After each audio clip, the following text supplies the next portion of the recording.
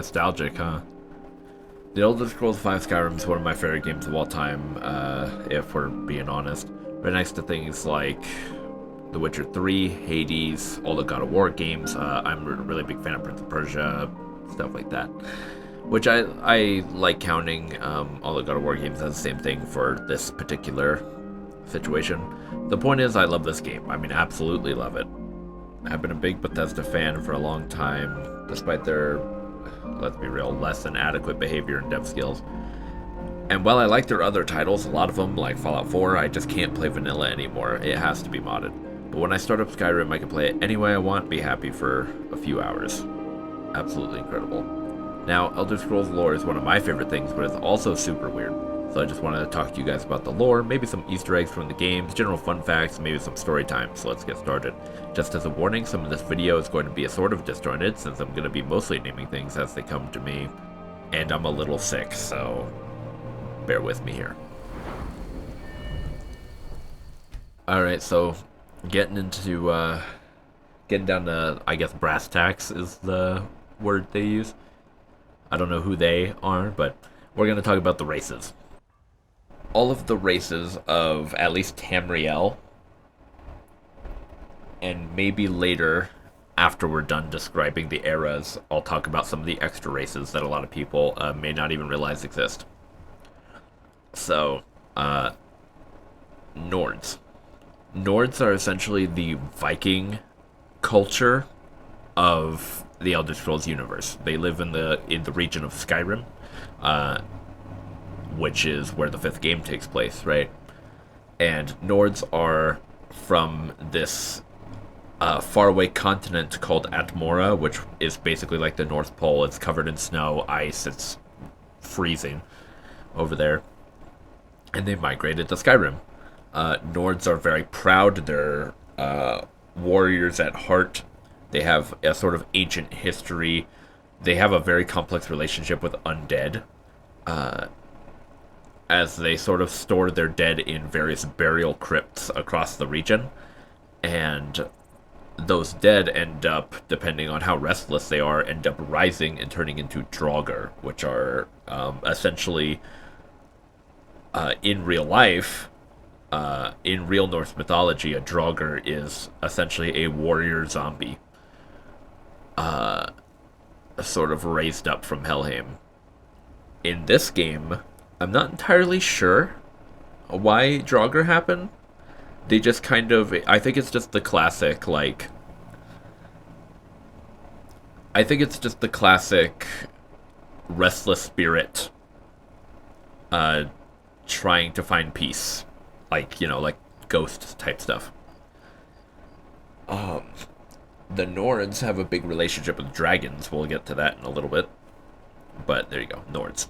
They're usually pale-skinned, have blonde, red, or brown hair colors.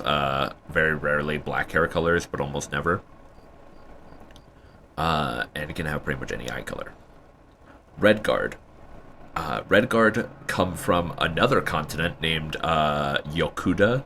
Now, Yokuda is... We don't know a whole lot about Yokudan geography or lore, besides a few things about their old religion. I don't know a whole lot, but I know one of the deities is named Big Papa, which I find hilarious. And I'm really curious about Big Papa's whole deal, right? Either way, Redguard are normally darker skinned, usually darker hair, often green or brown eye colors, very occasionally blue, and they're often regarded as warrior nomads. They live in the region of Hammerfell. Now, Hammerfell is about like the northwest, and like west of Hammerfell is mostly a lot of like tropical jungles. And this is because they sort of share a border with they share like an ocean border, I guess you could say. I'm sure there's a real word for it. They share an ocean border with High Rock, and a lot of the southwestern areas of High Rock are tropical, very tropical. And then the rest of Hammerfell is basically just a bunch of deserts. Stereotypically, a red guard is usually described as being a dark-skinned warrior with a turban and like a shawl and a bunch of cloth, and they're wandering the desert wastes with two scimitars in their hands. Uh, Stuff like that, right? And obviously, the stereotype isn't what the entire race actually is. Like, sure, there's some people that are like that, but the Red Guard have a big royal family type of hierarchy government system, which I quite like, and I don't really know too much about, so I can't go into it, but it's there. Uh, the Red Guard got their name because the original Red Guard that came from Yokuda were named Ragada, right? And the locals just called them the Red Guard. And I can only assume that's because they were wearing red and their name kind of sounded like that. Uh, yeah, you can tell the whoever made the Elder Scrolls lore was sat there thinking about that for a long time. Yeah, Bretons. Bretons are cool because they're the closest you can get to being a half elf in this universe. Um, Besides being an actual half elf, obviously, but like Bretons are essentially the children of. This is a little bit up for debate by most scholars, and I don't think they've ever confirmed it in any of the games, but there is evidence that leans towards the latter of what I'm about to say. But they are either born from the Nords, the Atmorans, and the Snow Elves, uh, like mating and mixing together, and it created Bretons. And then the one that has the more evidence supporting it is the Needs, which were an ancient race of men that were the progenitor race of the race we're going to talk about after Bretons, the Imperials.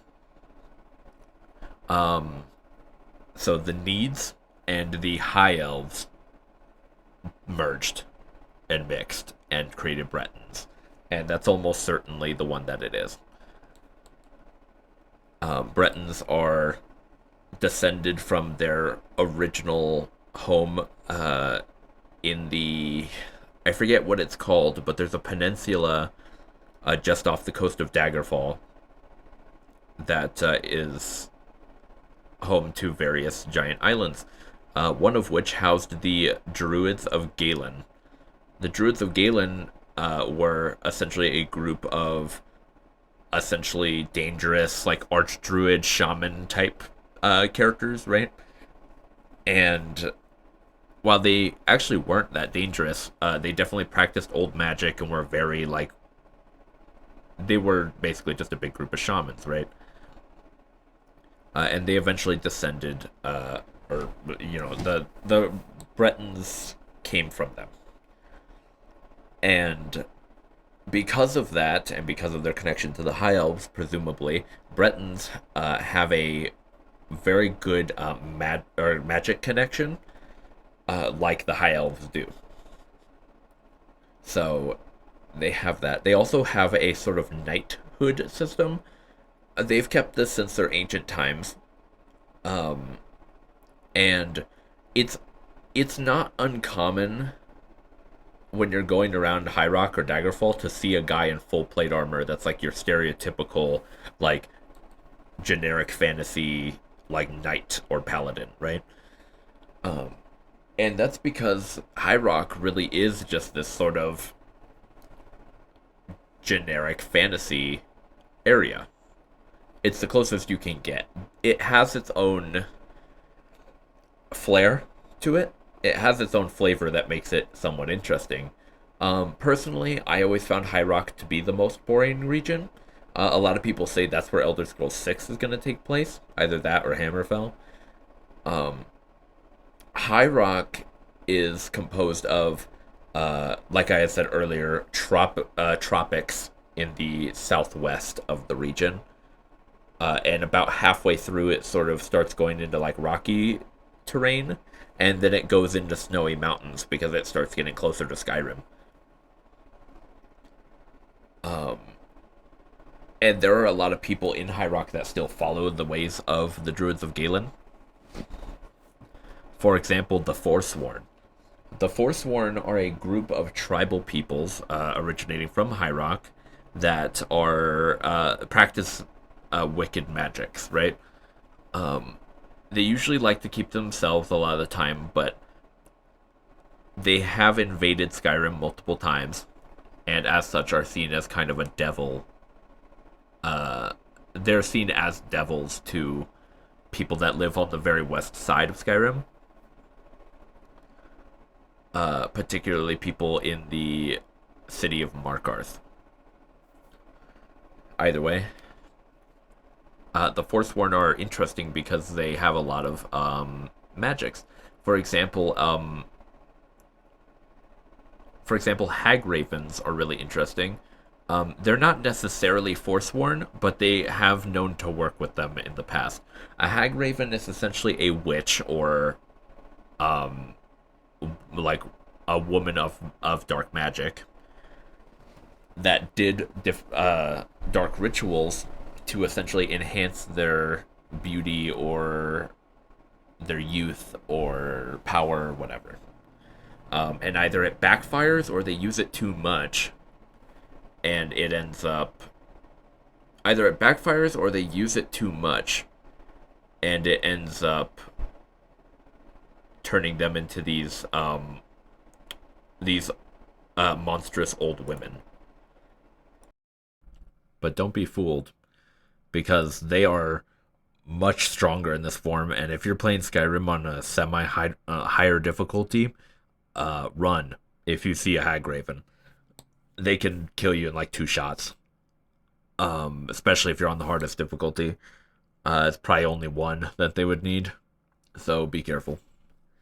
Hag ravens are normally only seen in the varying Forsworn areas, like the very like eastern tip of High Rock, and the like the west half of Skyrim. You can find hag ravens uh pretty often. Actually, you'd be surprised how many there are, at least in the game. The Forsworn have this type of warrior they have called a Briarheart, and I'm not sure exactly what it is, but they use magic to replace someone's heart with this like plant object. I'm not sure what it is. I don't remember. And I think it makes them like stronger, like they can't die or something, like they're immortal. Um, or at least immortal till someone stabs them, because in Skyrim you can kill them completely fine. Next up, Imperials. They live in the central region of Cyrodiil, which is where the fourth game takes place. Now, Cyrodiil is fairly unremarkable, except for a few events that we'll talk about during this video, relating to the various empires that have occupied it over the years. Imperials are your run of the mill human. They're classic. They're reliable. They're versatile. They're adaptable. They can do anything, be anything, aspire for anything.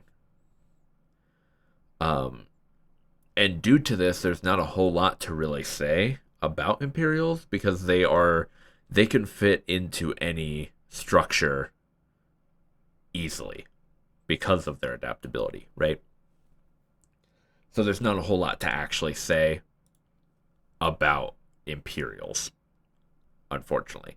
They're sometimes they're sometimes they have white skin. Sometimes they'll have more olive or like Greek skin tones.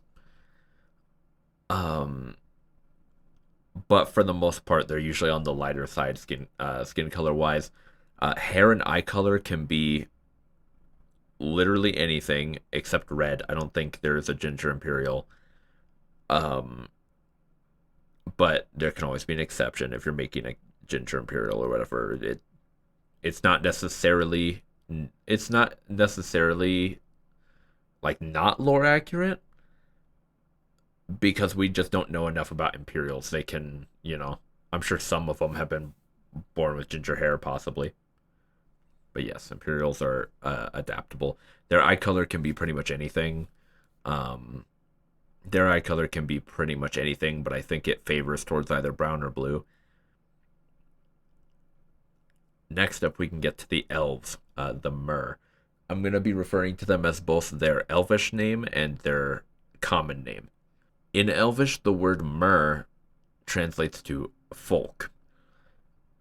The common man and even other elves now, in the modern day, have sort of coined this term or this word to mean elf instead of folk, because when the word was conceived, the only folk that were around were other elves. So Mer means elf essentially, and then the other word is usually their elf type in Elvish. For example, the next race we're going to get to, High Elves, or the Altmer. Altmer are your stereotypical classic High Elf. They live on a beautiful island, or set of islands named the Somerset Isles, filled with gorgeous, vibrant trees, plant life, and creatures. But the Altmer, with their golden skin, are snobby, obnoxious, ignorant, overconfident, and really like magic. You'll almost never see an Altmer that is a like sword and board or like bonk stick warrior, right? And there are exceptions, of course, but almost every high elf is some sort of mage from one of the schools. They're almost always some sort of mage, right? And high elves are really interesting because they're bred to be perfect, quite literally. They they thin their population to only have genetically perfect people. For example, right at birth, and I won't say more, but yes, you can kind of get the idea. Um, they also even breed all of the wild animals on the isles to be as perfect as they are. So the whole place is, and the plants. So the whole place is almost artificial. And anyone who's gone there has talked about that there's this sort of uncanny feeling that comes with it. Um, High elves, of course, have varying shades of yellow or gold skin. Uh, Often blonde or white hair exclusively. Sometimes a high elf will have or like darker hair colors, but that's really rare and really strange for most high elves. And they'll often have uh, pretty much any eye color, but most often yellow, green, or blue, or sometimes brown. Um, and next up is Bosmer, which translates to woodfolk or wood elf. Now, Bosmer are really interesting because a lot of the time I feel personally, correct me in the comments if you can name any more, but Bosmer to me always felt so different from other types of wood elves to me. Besides maybe WoW, I will say World of Warcraft, uh, or just Warcraft. I mean, just Warcraft in general. Like the wood elves, which are night elves. I always those were always pretty different. But I always felt when it came to the standard wood elf, Bosmer was the most different you could get. And they have a lot of reasons for this. I feel a lot of the time wood elf is basically just slightly different high elf in a lot of fantasy settings. Take Forgotten Realms, for example, um, or certain things like Lord of the Rings. There's only one type of elf, and some of them happen to live in the woods. So they are quite literally the same thing, right? Bosmer are interesting because they have long ago the whole race made a deal with their patron god Ifra. Ifra and the Bosmer made a pact known as the Green Pact.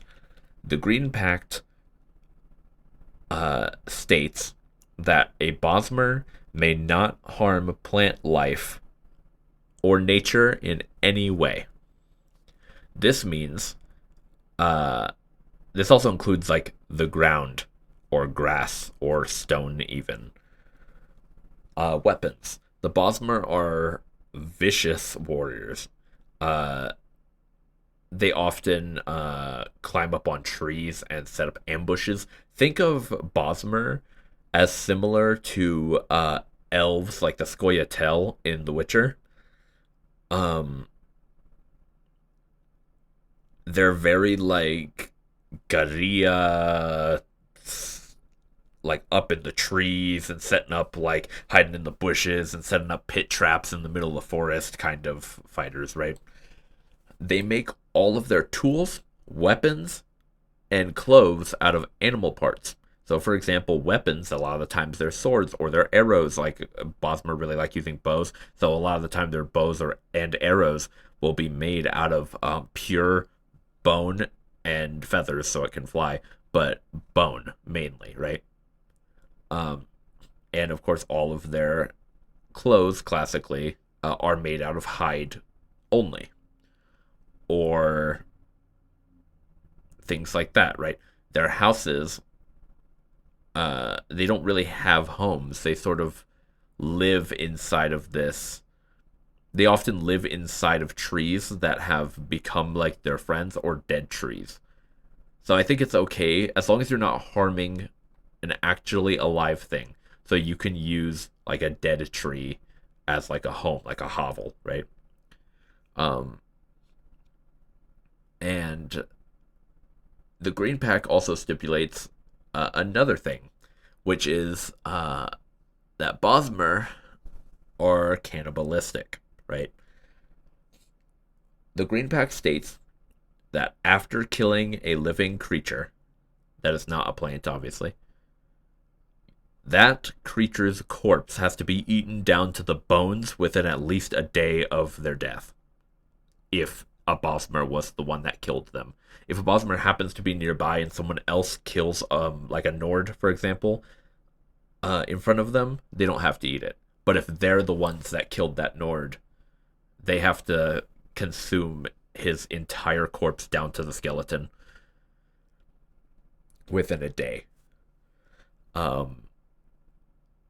And often this is why Bosmer either avoid war or travel in large groups during war, so that way they can get through all the bodies faster. For example, Valenwood, which is where the Bosmer come from, shares borders with Cyrodiil and elsewhere. And Valenwood and elsewhere had I believe it's called the 5-Year War. And they were, of course, warring with each other for 5 years. And let's just say a lot of cats got eaten during this time. Bosmer are interesting because they have I guess not like a prophecy, but sort of a ghost story. And if we're going back to The Witcher, examples here, the Bosmer have a ghost story that talks about the Wild Hunt. Now, in The Witcher, and also in real life, I think, the Wild Hunt are a group of demons or ghosts or whatever, right? And in The Witcher, the Wild Hunt is just a bunch of fancy elves and armor and modulated voices. But the Wild Hunt in the Elder Scrolls is sort of an event. It's not like a people. It's um it's like an event, like a naturally occurring event every like 100 years or something. I don't remember what it is. And I don't remember the specifics of it either. I just remember it being really bad to be around if you're not a Bosmer. Um and even if you are, I think. But there you go, Bosmer. Bosmer often have I forgot to say this. Bosmer often have darker skin colors, like almost always like olive skin colors, or sometimes a lot more green tinted skin. Uh, Sometimes they don't, but oftentimes they'll have varying animal horns growing out of their head. Sometimes it's antlers, so sometimes it's like ram horns. It can really be any type of animal horn. Um, a Bosmer could theoretically have a rhino horn, but rhinos don't really appear in their region. That's more of a Skyrim, like Eastern Skyrim Morrowind thing. Dunmer. Personally, Dunmer are my favorite race. Almost certainly, besides maybe Argonian. Dunmer are dark skinned, uh, so much so that a common degrading remark is gray skin, and yeah, so they usually have dark gray skin. All Dunmer have some variation of red, like some shade of red as their eye color, because of an ancient curse we'll talk about later. The Dunmer are they live in the region of Morrowind, which is very rocky and sort of ashland, right? Um, a lot of Morrowind, I would actually say, is covered in decent amounts of greenery, and Morrowind has these like large mushrooms that grow almost like trees, along with actual trees sometimes. Morrowind is really interesting to me because its geography is not really set in stone. There's a lot of variation depending on where you're standing in the region. Um, but I will tell you this, that Morrowind is separated. There's the mainland, which is connected to the rest of the continent, and then there's a giant island at the top of Morrowind called the Vardenfell.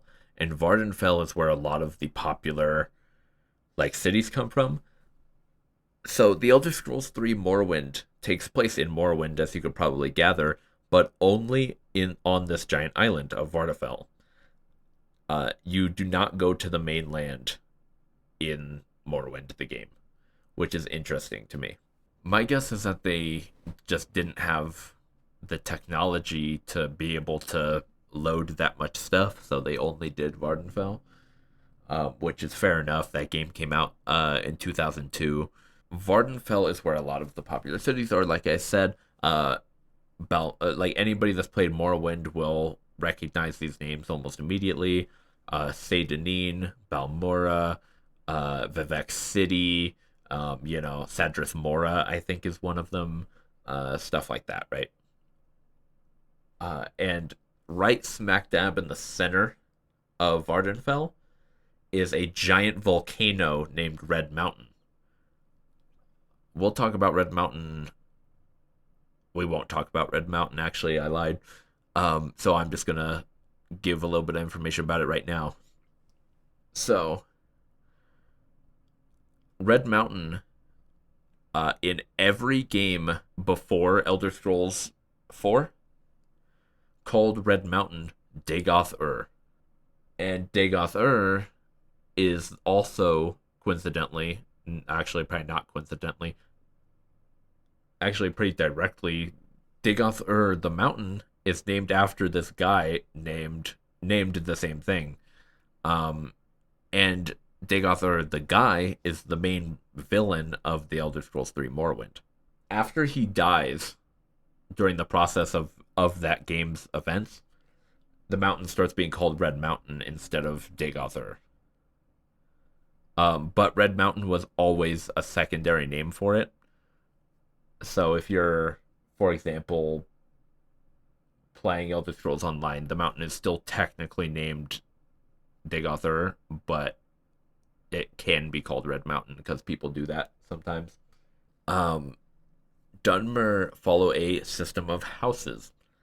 So, for example, there are usually, I want to say like six or seven, and you have things like House Redoran, House Dress, House Telvanni, House Dagoth, House Hlalu, etc., etc.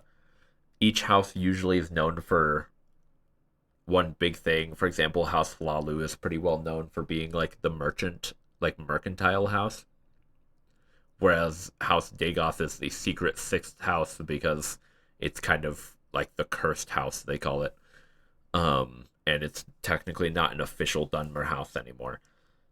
Or like House Redoran is usually filled with a lot of warriors, and that's where a lot of like Hlalu and Redoran is where a lot of the guards come from for a lot of the main cities, particularly Redoran.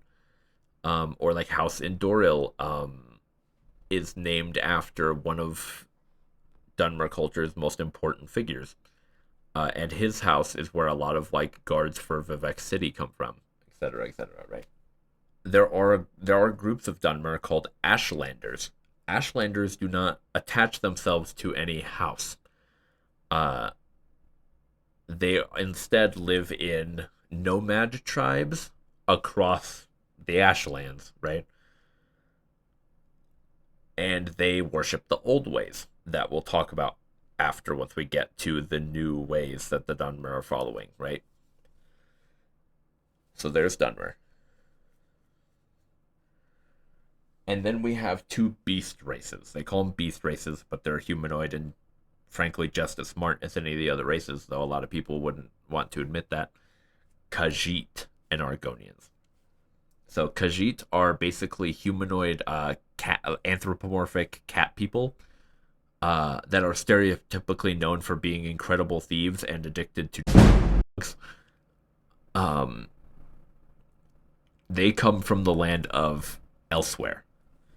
So, which by the way, I like the idea of a race coming from like I come from elsewhere. I like that. Uh, and because it gives them this sort of era of mystery. But if you're like a person that lives in Tamriel, uh, which I'm not sure if I had said it already, but Tamriel is the continent that the games take place on, and where like 90% of the lore I'm going to be talking about happens. But if you're a resident of Tamriel, most likely it's not going to be that big of a mystery because you know where Elsewhere is. But it just sounds a lot cooler, right? Um, the Khajiit often have their own pantheon compared to other people. For example, the Khajiit have a special god called Bandar, and Bandar is basically the god of like cleverness and thievery. He's worshipped pretty often. He's considered like the bandit god or like the god of bandits. So yeah, Khajiit are often really fast, very agile. They can climb walls with ease. They have sharp claws on their hands to be able to essentially have a melee weapon, even if they don't have a real sword or anything. And Khajiit are really interesting because they can come out in any kind of way. Their race has a big emphasis on the moons. So let's talk about this. The Nirn, which is the planet that Tamriel and the other continents are on, Nirn has two moons. Mather, which is the bigger red one, and Secunda, which is the smaller, sort of grayish, maybe greenish one, depending on the moon or the moon cycle. Mather and Secunda and their varying phases of each determine how a Khajiit is born. So, for example, say Mather has a new moon. That means that Khajiit will come out as a small biped, which is usually digitigrade legged, a little more animal shaped, or sometimes more human looking, depending. And they're usually the most common type of Valenwood or Morrowind, and they're usually the same height as a lot of the other races. Whereas, if it's a full moon for Mather, and now this is where it gets really weird and interesting, right? Khajiit have a chance to appear as a cat, and not like a humanoid cat. Khajiit have the ability, well, I guess chance, to pop out as a actual cat. Sometimes a small one, like a house cat. You can see a Khajiit, like they're really common elsewhere, but not really anywhere else. There's a few in Elder Scrolls Online, which is really neat. Um, but sometimes they can pop out as small cats, and they are still just as smart as a humanoid variant and can still talk, but they just look like a house cat, and it's awesome. Alternatively, sometimes Khajiit can be born and they pop out as at what looks like a house cat, but it turns into a like jungle cat. So like Khajiit can be born as like a jaguar, a real jaguar, but it can still speak and comprehend human thought, right? And I think that's really interesting. It's also really weird because, for example, a if you're born as a large quadruped like a tiger, jaguar, whatever, um, a lot of the time people in elsewhere, such as like the warriors or the soldiers or the guards or whatever, will often use these Khajiit as mounts. Uh, this is completely voluntary, of course. They're not like subjugating these particular Khajiit to be their mounts. A lot of the time, these Khajiit will volunteer to be warrior mounts for their fellow man, which I think is really cool. Plus, these things can be dangerous as hell. I mean, imagine a jungle cat that's as smart as a person. It's scary. But then there's a few more, like certain other types. You can be sort of a bigger biped that's like on average 6 foot and is slightly more like jacked than the other ones are and stuff like that. And Khajiit are really interesting. Something that's really funny to me about Khajiit though is that Khajiit have this tendency to have this sort of like they usually have an accent. A lot of the races have this sort of accent, and it varies between games. Like Oblivion and Morrowind, Dunmer don't really have accents, but like Morrowind and Dunmer sort of have like this deep, like gravelly voice, like this sort of like hail traveler, like that, right? But then Dark Elves and Oblivion just sound like people. They don't have an accent. They're not particularly deep or higher pitched voice. They just sound like how I'm talking to you right now, basically. Uh, and in Skyrim, they have this sort of like faux Australian accent, which is really weird to me. I mean, it sounds kind of cool, but it's just so strange how their accent changes. And a lot of games do this. Like, Imperials often have an American accent. The Nords usually also have an American accent until Skyrim comes out, and then they have this weird, like, almost like Austrian accent. I don't know. Stuff like that. And Khajiit are possibly the biggest offender of this. Khajiit sound really weird in Morrowind, and I don't even really remember as of recording what they sound like. But in Skyrim, they have this sort of like fake Persian accent. Like they sort of talk like this in the third person. This one sells wares if you have the coin, right? This one will sell you wares if you have coin. Khajiit has wares, right? I'm sure people have seen that plenty of times. But in Skyrim, a lot of them have that sort of like fake Persian accent, which is my favorite version of their voice, personally. Because in Oblivion, have you heard the Oblivion variant? I'll see if I can find a clip, but if I don't have any, I'm gonna do an impression for you, so don't worry. But it's so strange to hear because it's like this sort of deep, like dramatic voice.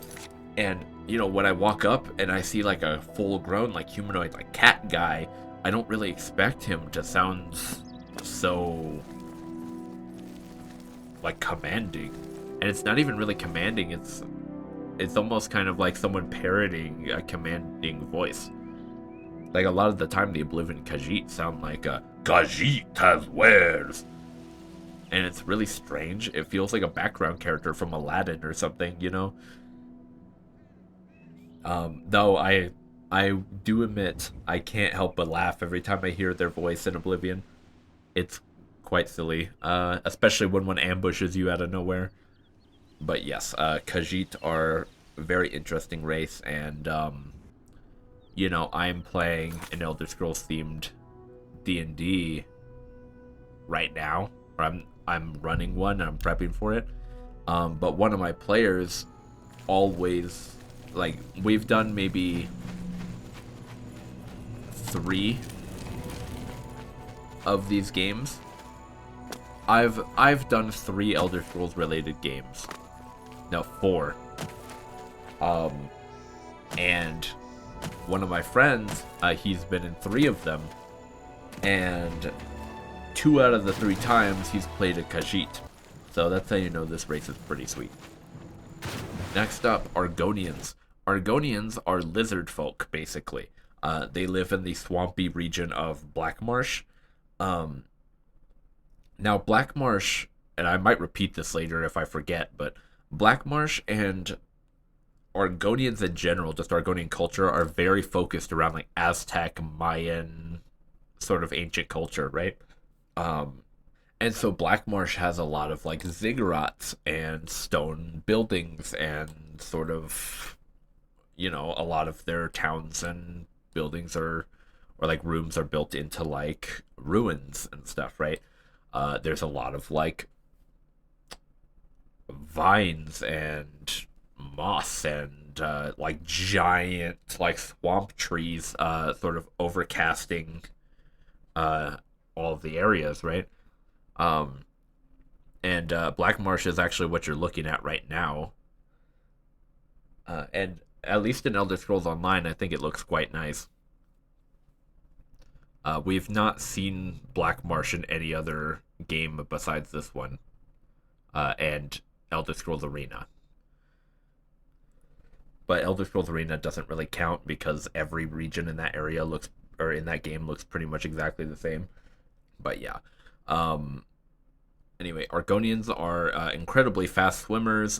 They followed this deity called the Hist, which is basically this sort of glowing like life force that permeates all living creatures, but particularly certain very specific trees dotted across Black Marsh that are like its avatars almost. And the Hist is sort of what gives Argonians life, whereas every other race has to be like born in the conventional way. Argonians are hatched from eggs that sort of grow out of the Hist trees. So Argonians don't really have parents except for the Hist, right? Um, but Argonians are quick healers. They can be practically any color, which I really like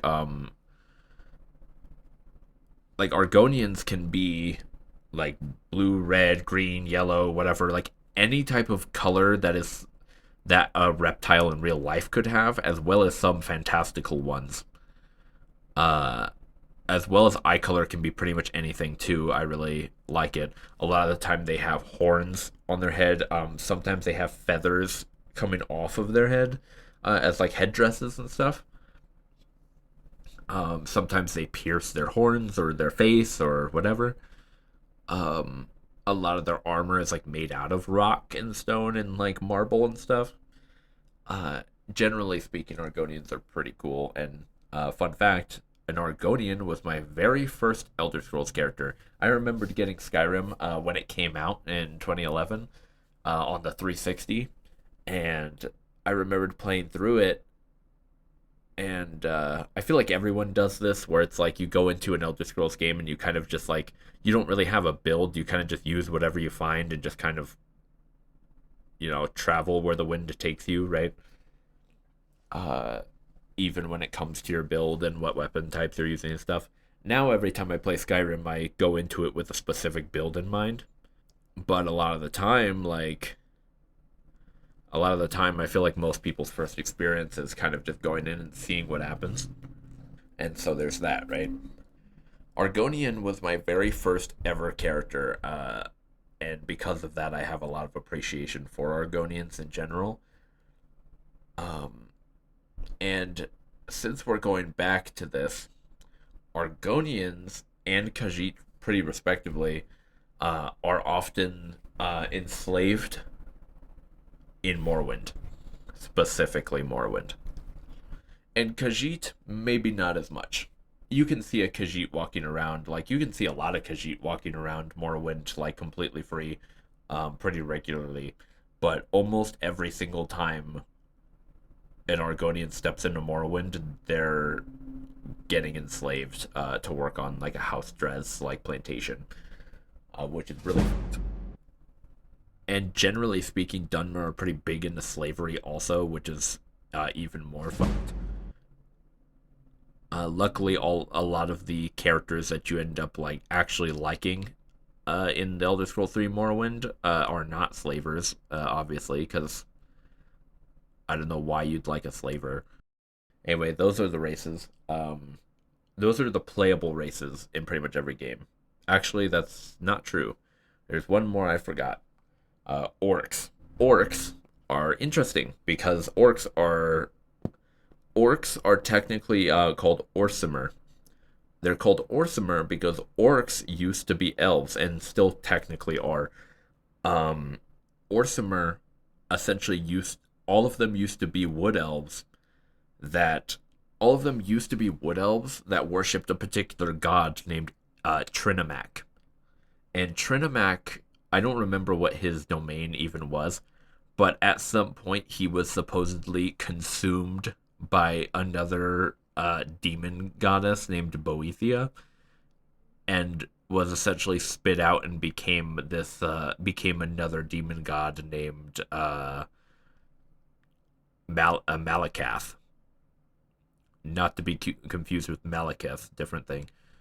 All of his followers, when this happened, all of his followers turned into a very similar monstrous form. So, for example, Malakath, I said Malakath, Malakath is looks like an orc. He's basically just a big orc, and so all of his followers ended up also turning into orcs, and they essentially became their own race, right? Um, they're often considered sort of monstrous and brutes and not really knowledgeable. Though I will say orcs have a reputation across the continent for being some of the best smiths in anywhere on Nern, right? As well as some of the best warriors. Now, Orsimer roughly translates to pariah folk, and I can only assume that's because of their origin. That's essentially that. Those are the races, pretty much all the races. Those are all the playable races. There's a few more that we're going to have to get into right now. Um, and there's a few more that I might leave out right now and then come back to later, like Sea Elves or Slowed. But we'll talk. We might talk about them later. We might not. Feel free to look those up if you're curious. Um, Either way, neither of those races live on Tamriel, at least very rarely. So, dwarves. This is the main race we need to know about, at least for future lore reference. Dwarves, or Dwemer, because dwarves are technically elves also, the Dwemer were originally which I think Dwemer translates to deep folk for reference.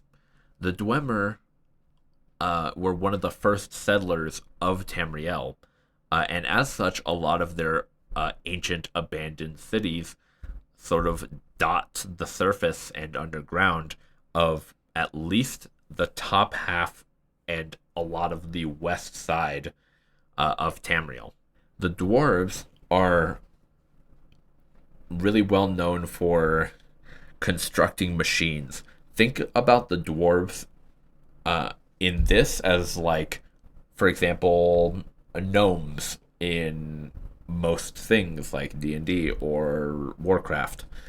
where they kind of like constructing robots and machines and like doing stuff like that. Dwemer automatons, right?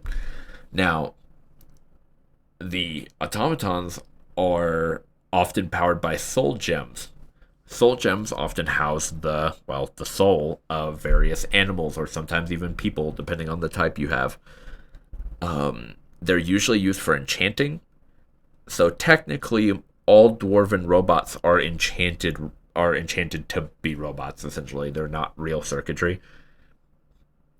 Um, which also, if you're looking to enchant stuff, look into Emma Ruins for soul gems, since a lot of their robots happen to have those. Um, but yes, Dwemer often like building their they're very steampunk in the way their machines work. A lot of their machines are very steampunk. A lot of it's made out of gold and brass and bronze, and a lot of it actually uses steam to work. A lot of their machines, like their doors or their pumps or their robots, use steam engines, right? And they essentially build all their cities underground, often with like only maybe a single or maybe like two elevators or maybe a big door that goes into a mountain or something, and then the entire city is just this big labyrinth underground.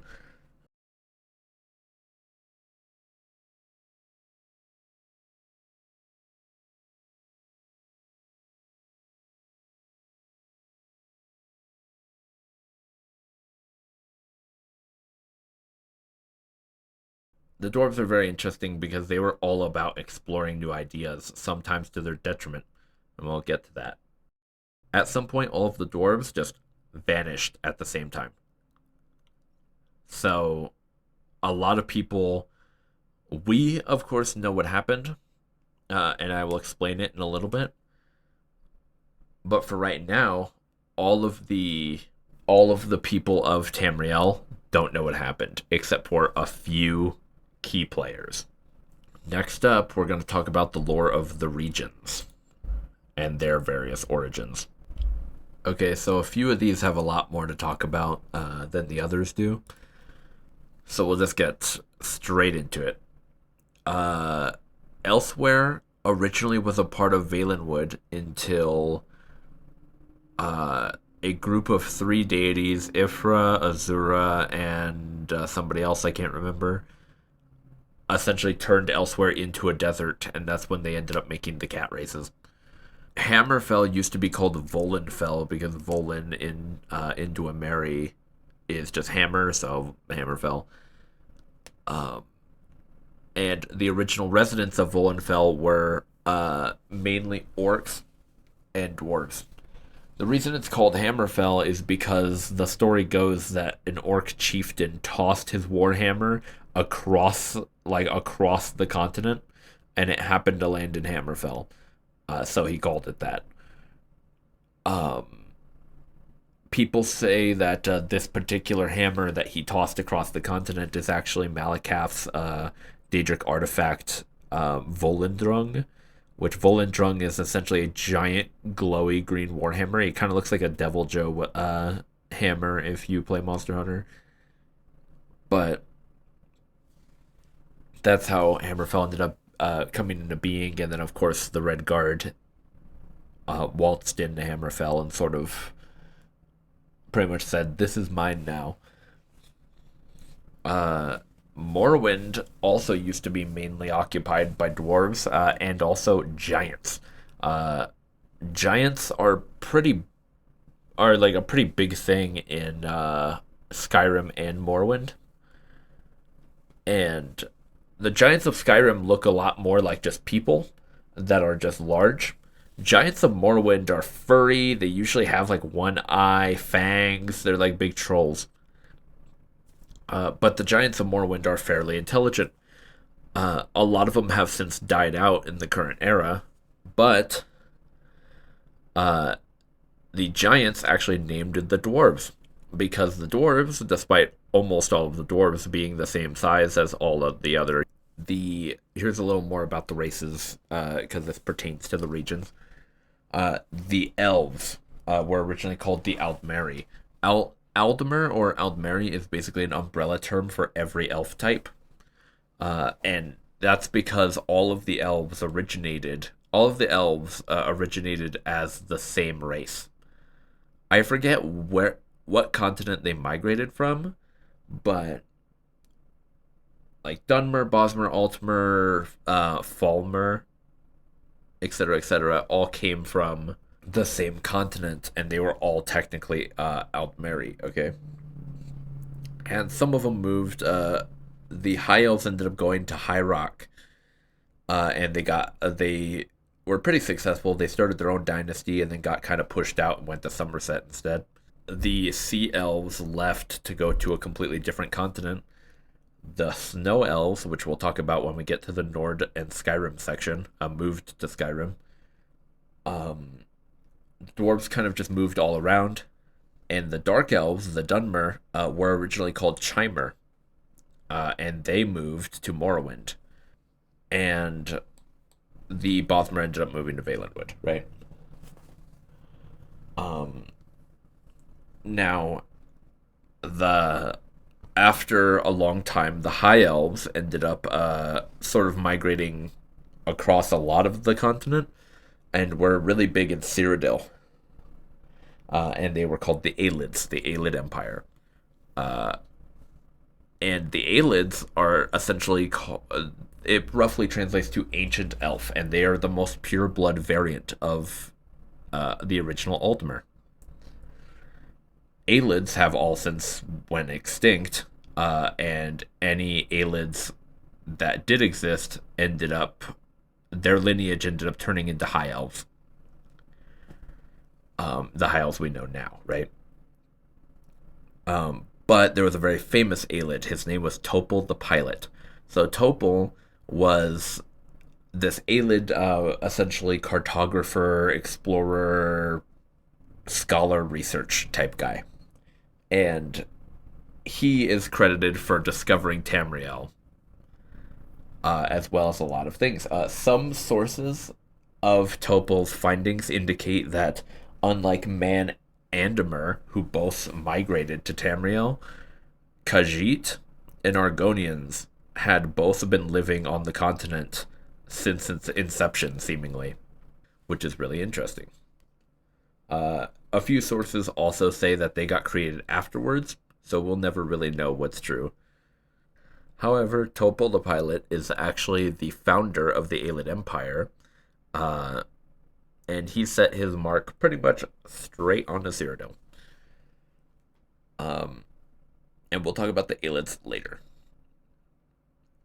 Let's talk about the Dunmer now. So, the Dunmer and Morrowind as in general has a pretty storied history, and quite possibly has the most lore out of any of the regions and areas in the franchise.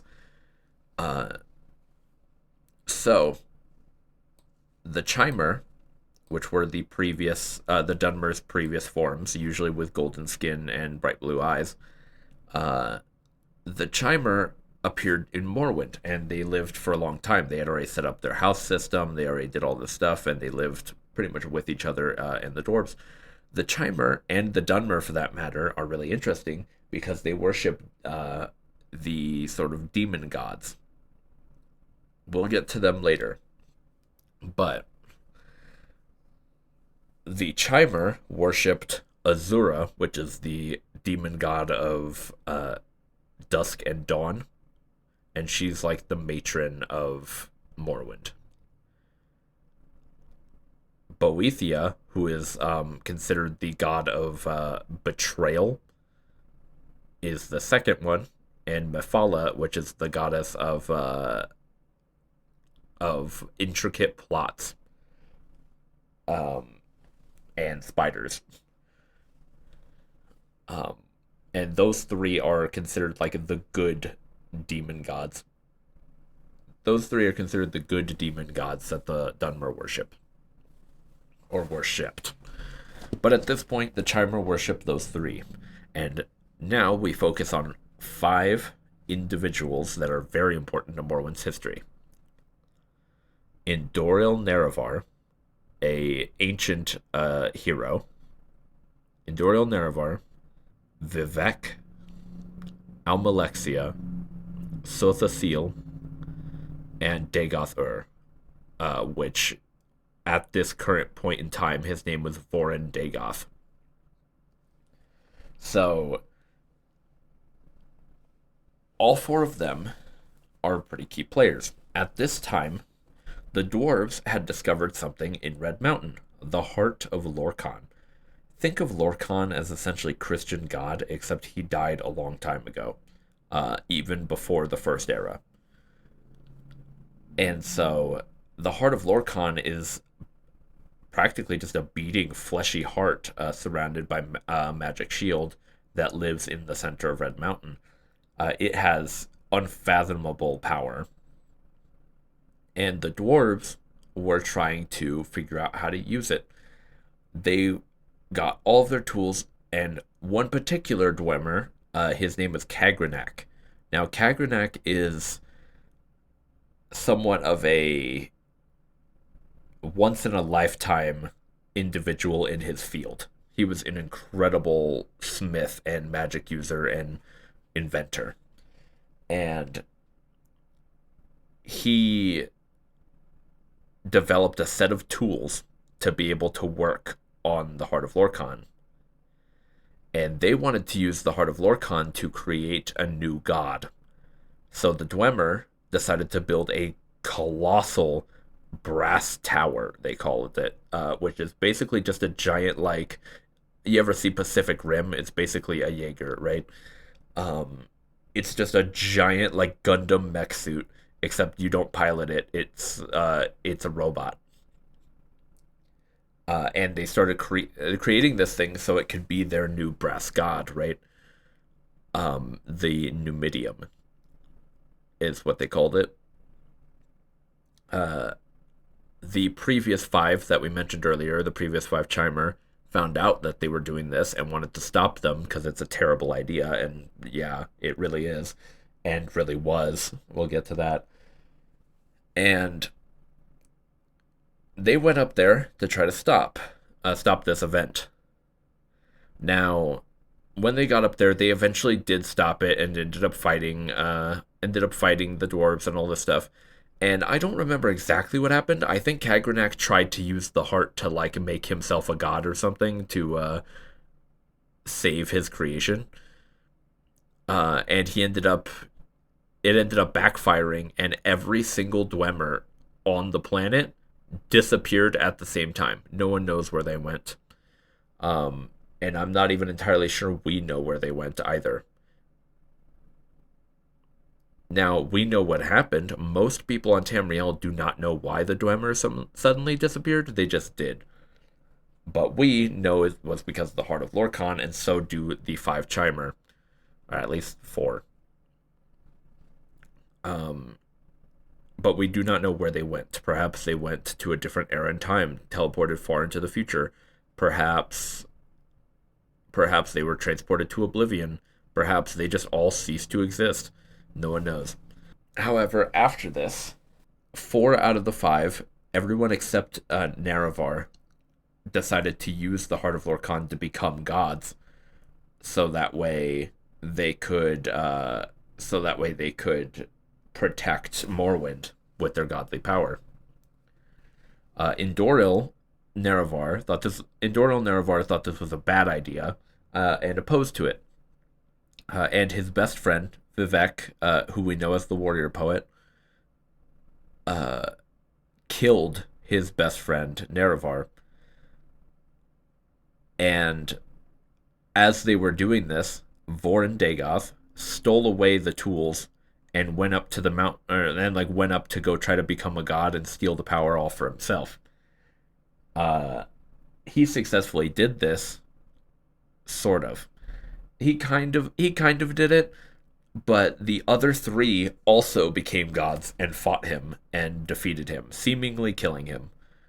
Then they kept their godly power and became the Tribunal, which are from the first era all the way till the end of the third era, they are basically the gods of Morrowind, and most Dunmer have forsaken the old demon gods for their for their new tribunal, right? Vorn Dagoth is seemingly dead, Indoril Nerevar is also dead, and they became gods. Now, the tribunal consists of three people: Vivek, the warrior poet. He is considered to be um, sort of like I guess, the parallel to Mephala. Um, and he is easily the nicest one out of the three. He really cares about his people. He cares about Morrowind. He fights to protect it, and he's very big on like meditation. He's like a monk. He meditates a lot. He's always seeking nirvana and peace, right? And Almalexia was actually the wife of Indoril Nerevar, and she is known as Mother Morrowind most often, and she is known as kind and sweet and, well, motherly. But she does have a real personality because she was the wife of a war general. So she's really calculating. She's cold. She's a little murdery sometimes. And she's also very mentally unstable in general, as we're going to soon find out in a few eras. Sotha Seal is interesting as a character because he, with his godly powers, he created a new dimension, the Clockwork City. So Sotha Seal was really obsessed with Dwemer machinery, and so he actually doesn't even really spend time being a god. He just sort of stands there and just messes with his robots and creates little mechanisms and stuff in his dimension and doesn't really pay attention to anything outside of it. And this only gets worse as the years go on. Sotha is the parallel to Azura, and Almalexia is the parallel to Boethia, which I forgot to say. The Tribunal were essentially regarded as the main deities of Morrowind for all the way until the end of the Third Era, which we're talking about easily a few thousand years. So that's a long time. Uh, the because of this betrayal of the Tribunal using their godly powers to like the Tribunal using their godly powers to, or using the heart to become gods, um, Azura cursed all Chimer to become the Dunmer, so their skin and eye colors changed, and they were seen as essentially cursed people, right? Which, by the way, kind of crazy that Azura thinks that having darker skin is a curse. But anyway, and to reflect this, the Tribunal kind of look like this. For example, Almalexia, her skin color just didn't change. She looks like a Chimer. So Cecile is a full Dunmer. He changed his entire skin color to match with his people. And Vivek wanted to show that he stood with both of his peoples. So Vivek has this really cool design where kind of like Gil from Street Fighter 3. Like one his like right side of his body is like looks like a Chimer and has the blue eyes, and then the left side is like a Dunmer with the red eye, which I really like. Vivek is easily my favorite Tribunal member, and he's actually just in general the reason why I like the Tribunal, I think. Anyway, so the Nords came from Atmora, and Atmora is like I said, a continent directly to the north that's covered in snow and ice and is generally like the North Pole, right? And the Nords, or the Atmorans, while they were living there, they lived with the dragons. Now, dragons are pretty much your stereotypical European dragon, except they're not really mortal. They're almost like a divine creature. Dragons have souls, but they cannot die naturally. Their souls are resilient. So, for example, if a dragon dies, it'll come back to life within a day or so. So you can't really kill a dragon. However, a very particular type of person can kill a dragon, but we'll get to that later. Either way, the dragons and the Admorans lived in harmony for centuries. And eventually, an event was going to happen, essentially an ice age, right? And this ice age was threatening to kill most of the Atmorans. So they needed to find a place to go.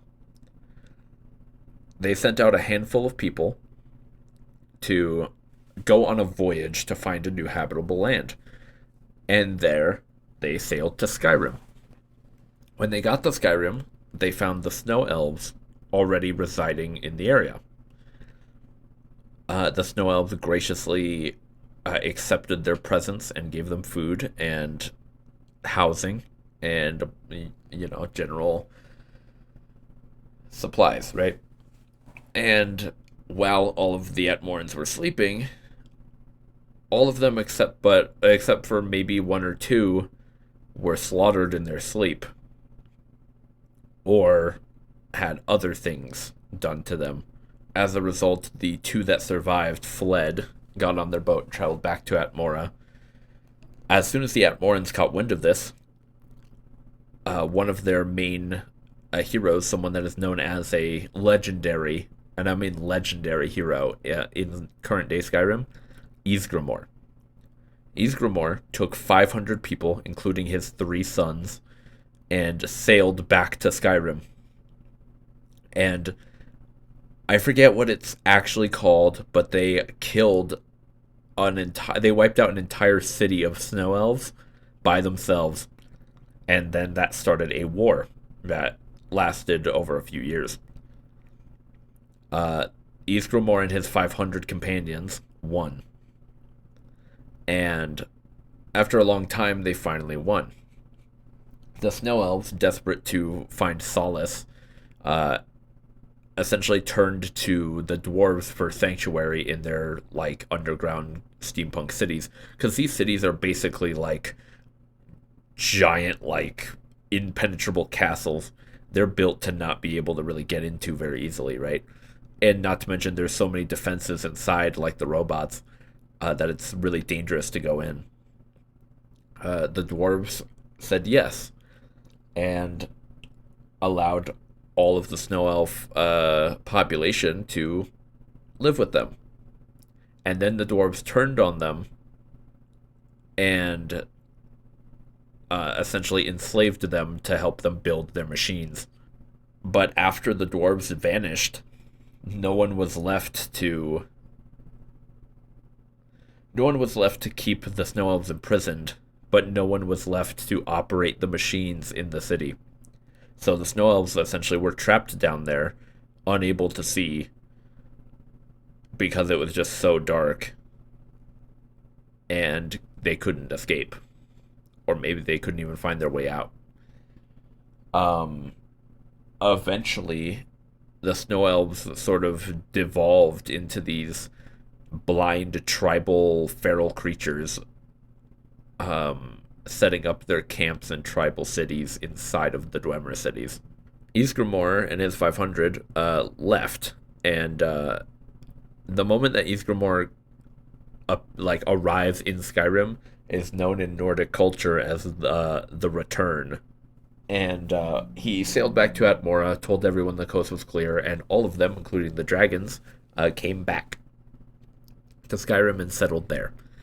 Eventually, the dragons, after a few hundred years of being in Skyrim, were spurred by their leader, Alduin, to essentially subjugate the Nords because they were superior to them. Because the dragons were superior to the Nords, they should be working for them instead of with them, right? And that started essentially the Dragon War, where the entire population of Skyrim essentially went to war with the dragons and slaughtered almost all of them, and imprisoned Alduin in essentially a tear in space-time using an Elder Scroll. Now, even though dragons are functionally immortal, they cannot resurrect unless Alduin aids them in doing so. So once he was gone, they just had to finish out the rest of the dragons, and that was solved. Now, because their souls are always still in their bodies, they can be resurrected by other means. At some point during the Second Era, a few dragons get resurrected and are a big problem elsewhere, but we'll talk about that later, possibly. But by the time they were done, only one dragon lived, Parthenax. And the reason he lived is because he thought that dragons and Nords should be at peace and equal and have harmony. So he was helping the Nords kill his brethren. And that's the region lore. Next up, Aedra and Daedra, as well as some religions that are a little different or not really practiced a whole lot. Aedra are essentially celestial beings. Think of them as like just generally like the good gods, right? The most famous of the Aedra are the Eight Divines. The Eight Divines are a group of various people that are considered like the main imperial pantheon of gods. So the Nine Divines are Akatosh, the dragon god of time and chief of the pantheon, right? Akatosh is the father of Alduin. So Alduin is theoretically a god or a demigod at the very least. Arche is the god of just the idea of the life and death cycle, as well as mortals in general and stuff relating to them. Arche is an interesting person because out of all of the Nine Divines, Arche is the one that is mentioned the least. So we don't really know that much about him. Dibella is the goddess of beauty and love, and also lust. Julianos is the god of wisdom and logic. He's mainly associated with magic. I think he's the main god that's worshipped by the Mages Guild. Kinnereth is the goddess of air, wind, the sky, and just generally the elements, but particularly air, wind, and sky. Mara is the goddess of love, compassion, and she's named as the mother goddess occasionally. Mara is essentially the goddess of marriage, whereas Dibella would be the goddess of fornication and intercourse in general. Stendarr is the god of compassion, mercy, and justice, and occasionally luck and charity. Stendarr is a guy that his job description seems like he'd be one of the nicer divines, but a lot of his followers are very like holy wars, crusader, I will kill you in the name of my god because you're an affront to nature. So like for example, vampires, like even if you're a good vampire, which is, to be fair, on their part, pretty rare. But if you are a good vampire, followers of Stendarr will try to kill you just because of what you are. And that makes Stendarr one of my least favorite divines. And I'm not even sure if he likes that or not. I'm not sure if he condones it or if he even cares. And Zenithar, the god of work and commerce, the trader god. Zenithar is named a little more than Arche, but we still barely know anything about him. And the Imperial Pantheon itself has three gods, extra gods, that we don't really know a whole lot about. Mora House, which is basically an ancient god of, like, the group of Nords that lived in the north of Cyrodiil in ancient times, associated with Kinnereth mainly, and the Voice, or the Thu'um, which we'll talk about later. Raymond, which is essentially the Cyrodiil's god in general.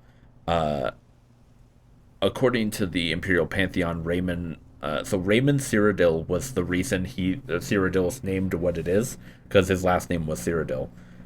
He was the ruler of the second empire ever. And he essentially ascended to being a god, but a lot of people don't think that. And Shazar, which is the basically the Cyrodiilic version of Lorcan. And you'll find a lot of stuff like that. You'll find a lot of stuff like that when you're looking through these pantheons.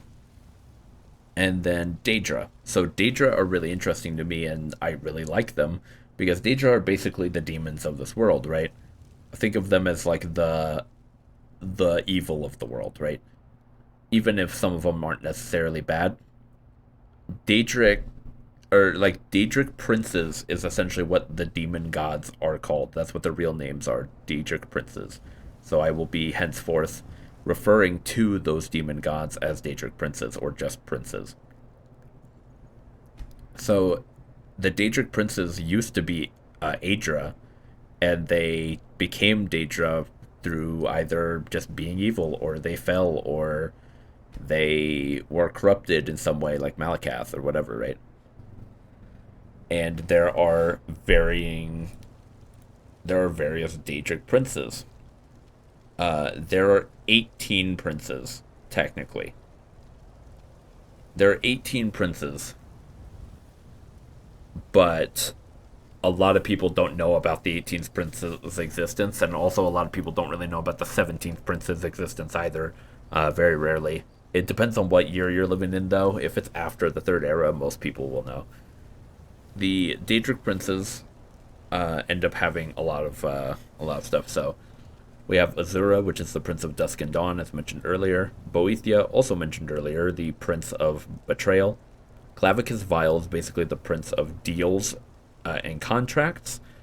He's definitely the kind of you get exactly what you wish for kind of guy. Hermaeus Mora is the Prince of Knowledge and Fate, and sometimes Time. Think of him like Yog Sothoth. His normal form is so large, he has to appear through essentially portals of darkness to talk to people. Hircine is the Prince of the Hunt and Werewolves. He's usually depicted as just like a really buff guy with a deer head.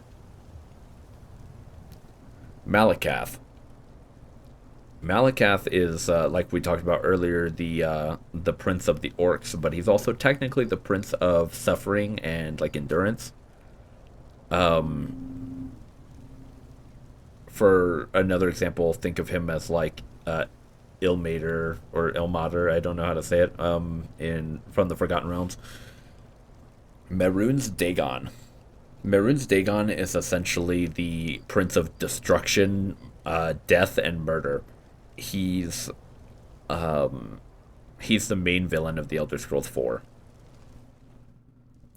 Ithelia. Ithelia is the newest prince to be revealed in a newer expansion of Elder Scrolls Online, and she's basically the prince of reality, and the path or the untraveled road is, I think, what the word technically is. She could basically alter reality at will, and she was so dangerous that Hermaeus Mora had to imprison her and delete the memory of her from everybody, including himself. Jigalag is basically like this big knight guy. Jigalag is the Prince of Order. Think of him like Helm from D&D. He's very I am the Prince of Order, and that's his entire personality. And there's not a whole lot to talk about with him unless you count his counterpart, Sheol-Gorath. Sheol-Gorath is the Daedric Prince of madness and insanity and just all things silly. Jigalag was so disliked by his other princes that they used magic to turn him into Sheol-Gorath, his opposite, right? And for the most part, he is Sheol-Gorath most of the time. There is a day out of the year that they refer to as the Grey March. When this day happens, Sheogorath transforms back into Jiggalag either for a day or a year until the Grey March happens again. I don't remember which is which. And once the Grey March happens again, he transforms back into Sheogorath. Or I should say, once the Grey March ends. Sheogorath is very interesting, and he is also one of my favorite princes, and I'm sure a lot of people that have played these games before would agree with me that he is fun. He's really fun, awesome, and I love seeing him. And Sheogorath does a lot of things. We'll talk about his artifacts and quests and all this stuff. Every Daedric prince has essentially a like a layer of hell, which in this franchise is called Oblivion. So Oblivion has varying realms of Oblivion that each belong to each specific Daedric lord or prince, right? So we'll go through all the realms, all of their artifacts, because a lot of them have at least one or multiple like fun magic items associated with them. And some of their quests, because all of the games usually have at least one Daedric quest related to each prince most of the time. And that's usually how you get their artifact or whatever. But I will give a little piece of some piece of the trivia of Sheogorath real quick. Sheogorath has a house cat that dresses exactly like him, named Skooma Cat. For reference, the skooma is a type of hard stereotypically used by Argonians and Khajiit.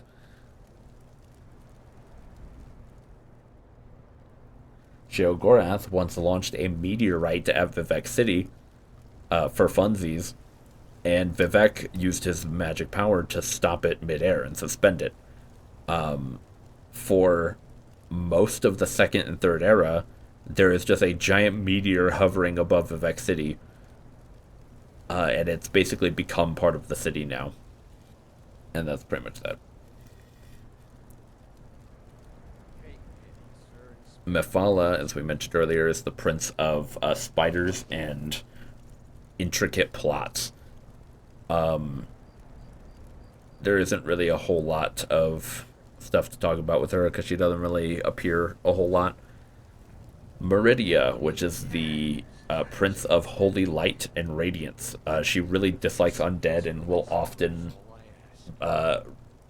tell varying adventurers to go clear out undead crypts. Molag Bal. Molag Bal is a bad person. Molag Bal is normally known as the Lord of Domination and the King of Slaves. He is incredibly bad as a person. He is pretty much the main villain of the Elder Scrolls Online. And he is also the father of vampires, so he created vampires.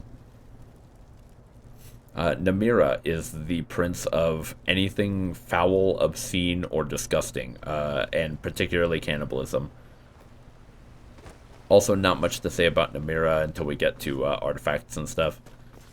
Nocturnal is the prince of darkness and shadow, and is usually the matron for like the Thieves Guild, or any particular adventurer that needs stealth as a part of their job. Periite is known as the Taskmaster, and he's a little dragon guy. Like, he's just a little dragon dude. And he's the prince of pestilence and just all poison and disease in general. He's considered the weakest prince. Sanguine looks like a run-of-the-mill Daedra. So Daedra usually have red skin, horns, depending on what realm of Oblivion they're from. Sometimes they have yellow or blue.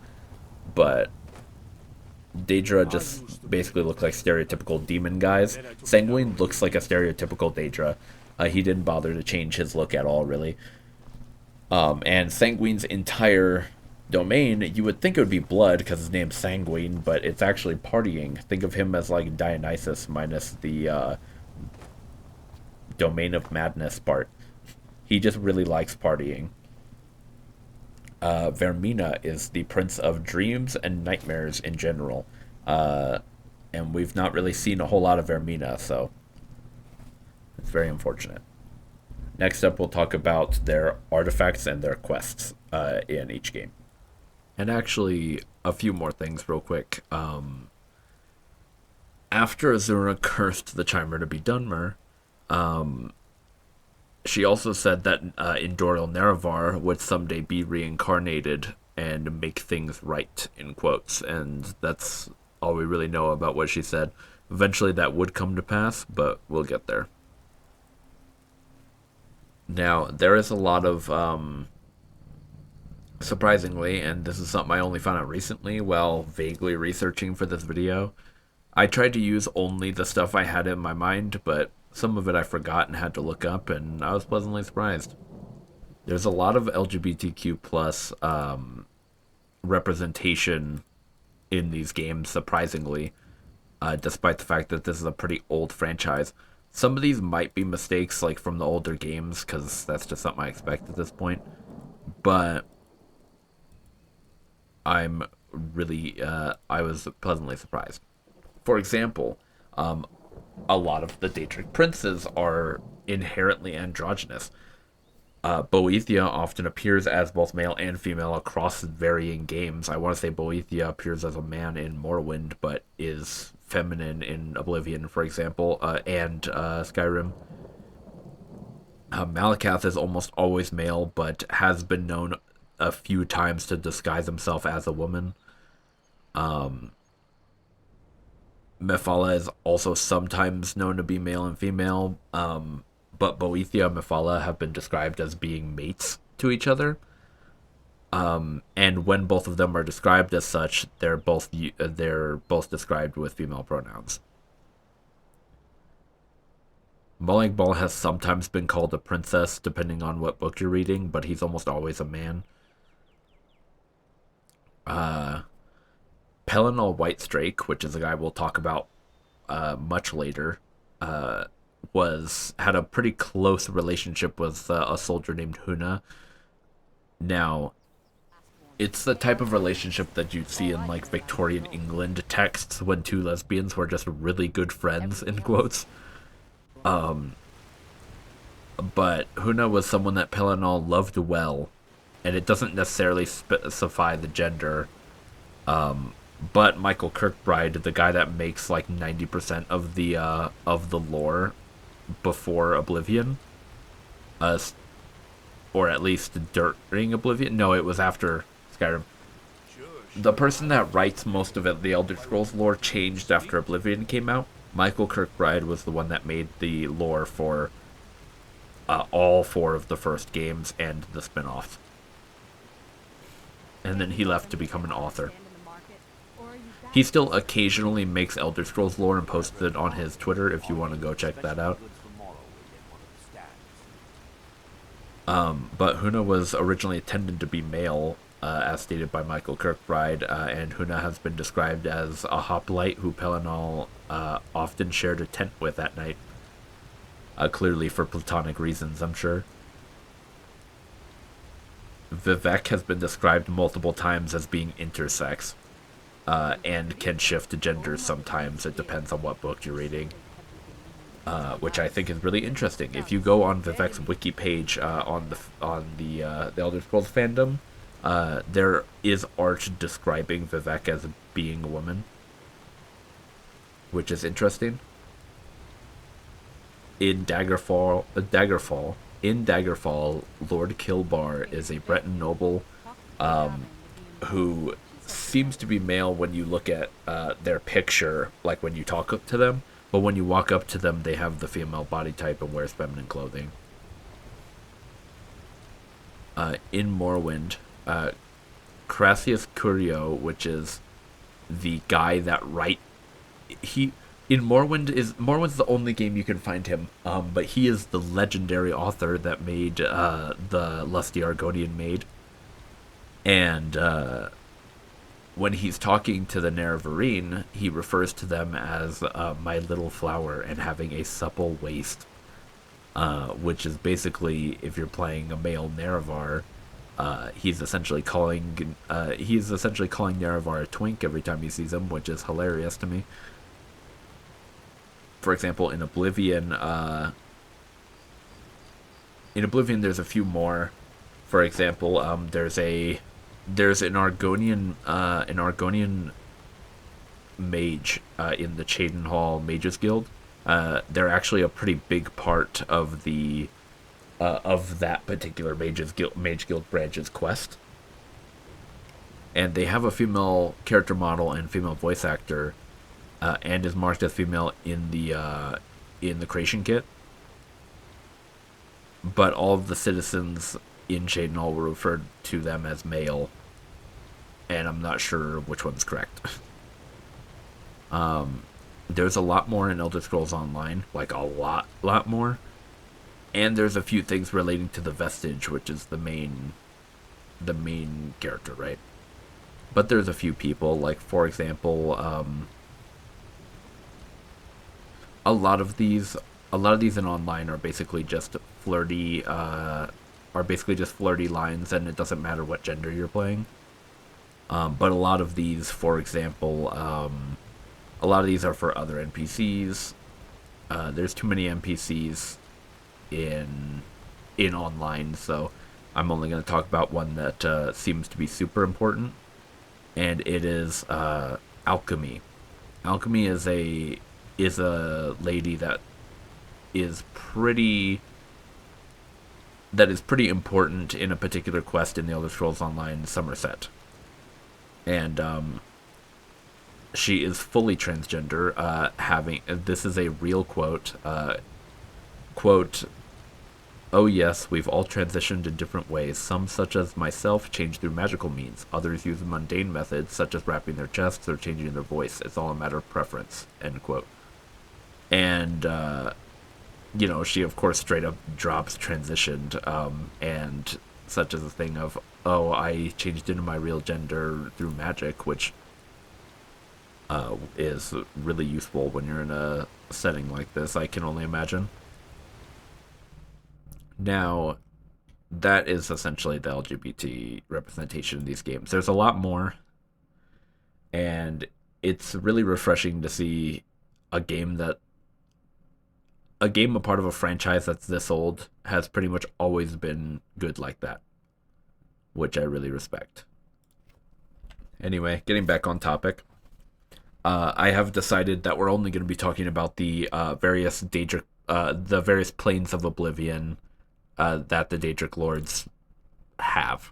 Because if we were to talk about the artifacts and their quests, this video would go on way too long, so maybe I'll make another video talking about those just by itself, and maybe even ranking them. But either way, Azura's plane is known as Moonshadow, which is apparently too beautiful for mortals to comprehend, in quotes. Clavicus Vials is the Fields of Regret, which is essentially just an idyllic countryside of Cyrodiil, essentially. Hermaeus Mora is one of my favorites. His realm is known as Apocrypha. Apocrypha is one of the more important realms of Oblivion, because in the Elder Scrolls V, you can visit it, and it's a pretty big part of the game. At least it's DLC, right? And Apocrypha is covered in, it's basically one giant sea of just, ink. It's just a black sea with, kaiju-sized tentacles coming out of the ground everywhere. It's like a Lovecraftian nightmare gone even more wrong, right? Hircine's Plane of Oblivion is the hunting grounds. So, Hircine's the father of werewolves, as I discussed earlier. Now, Hircine is the father of werewolves, and all werebeasts, I will say, in general. When you become a werebeast, you do not go to your normal afterlife anymore. When you die, you go to Hircine's Plane of Oblivion, the hunting grounds. And his whole thing is basically, there are essentially a bunch of hunters that are, for lack of a better term, basically NPCs that every werewolf can kind of go around and just hunt for all eternity. Jiglang doesn't really have a plane of oblivion because his plane of oblivion is just Shale Gorath's plane of oblivion, which is the Shivering Isles. The Shivering Isles is basically just a place of madness and crazed anything, just insanity in all forms. The Shivering Isles is a pretty big part of one of Oblivion's DLCs, and it's very cool looking. Malakath is Malakath's realm of oblivion is called the Ash Pit, and it's basically, quote, a harsh place consisting of only dust, palaces of smoke, and vaporous creatures, end quote. We've never actually seen what Malakath's realm of oblivion looks like, only descriptions. Merun's Dagon's realm of oblivion is called the Deadlands, which is basically just like the closest you're gonna get out of any of the realms of oblivion to just being Christian hell. And it checks out because Merun's Dagon looks like a big devil guy with four arms. So there's that. You also get to visit the Deadlands multiple times during the Elder Scrolls 4 because you have to go into Daedric portals to you have to go into Daedric portals to essentially shut them down from the inside. Mephalah's Realm of Oblivion is the Spiral Skein, and it's basically just this place with just a bunch of large spike-shaped towers and like hundreds of spiders. It's always blue and thundering from what I remember. Meridia's realm is known as the Colored Rooms, which is basically just a really bright like area of space. It's not even like when I first heard about the Colored Rooms, I assumed it was like the back rooms before the back rooms were a thing. And yeah, no, the Colored Rooms are kind of like the astral plane, like more specifically in Baldur's Gate 3 if you've played that, where it's just like there's a bunch of floating rocks and weird stuff in the distance and you're basically just standing in the middle of space. Molag Bal's Realm of Oblivion is called Cold Harbor, which is basically supposed to be a dark mirror version of Tamriel. And the whole place is basically dark blue and sad. All of the flames in Cold Harbor are also blue, and basically, it's essentially another hell. People that get sent to Cold Harbor essentially sit there and just toil away for all eternity until like their mind basically goes blank because they're just sitting there mining like for thousands of years, right?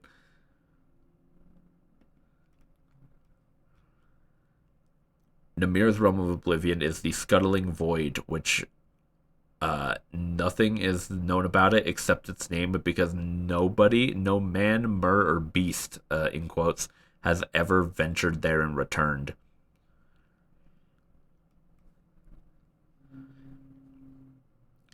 Nocturnal's Realm of Oblivion is the Evergloam, which is basically a sort of in-between realm between the Prime Material Plane and Oblivion, which I think of it as like the very top layer.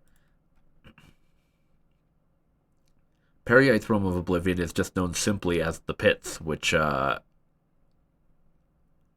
is realistically no one cares about it, not even the other Daedra. Sanguine's realm is the Myriad Realms of Revelry, which is basically just varying small realms that whoever's in there can just sort of change at will to their like just customize whenever they want to anything.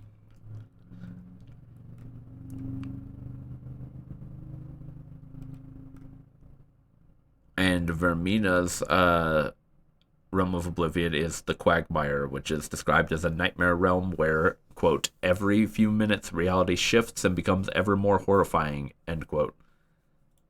So yes, very interesting, the Daedra.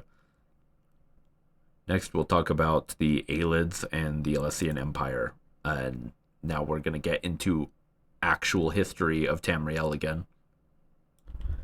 So the Alessian Empire essentially started when the Aelids had essentially enslaved pretty much all of the humans that lived in Cyrodiil. And one of them was Alessia, now known as Saint Alessia. Alessia prayed to Akatosh to give her some way to free her people from these binds, right? And he granted her dragon blood, making her the first dragonborn. Now, this is something that's gonna be really important later as dragonborn, and I'll talk a little bit about that right after this. But she essentially used the dragon blood and helped her people escape and ended up defeating the Aelids in a long lasting war. And she formed the Alessian Empire, which is the first empire of Tamriel. Um, Now, a little bit after, like maybe not that much of a little bit, 1,000 years or so, and someone named Raymond Cyrodiil ended up coming from outside of Cyrodiil towards the northwest, I think, and he came down and essentially conquered the Alessian Empire, and it became the Raymond dynasty, and he named the region after himself, Raymond Cyrodiil, right? So that's how Cyrodiil was made. Um, Now, Dragonborn are really interesting. They have the blood of the dragons, which allow them certain powers.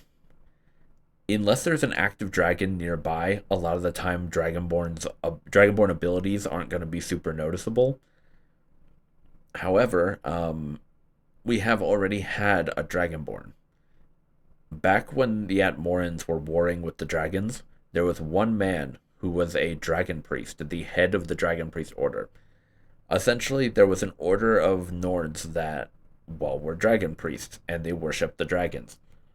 The head of the dragons was named Mirak, and he was the first dragonborn. Now, unfortunately, because he was a dragon priest, he did not help the Atmorans fight the dragons, and instead helped the dragons. And he was killed along with all of the dragon priests and the dragons. Now, he was the first Dragonborn, and he is possibly one of the stronger Dragonborn. Since he was alive around the time dragons actually existed, he had access to the Dragonborn's real powers that we'll get to once we get to the Elder Scrolls V.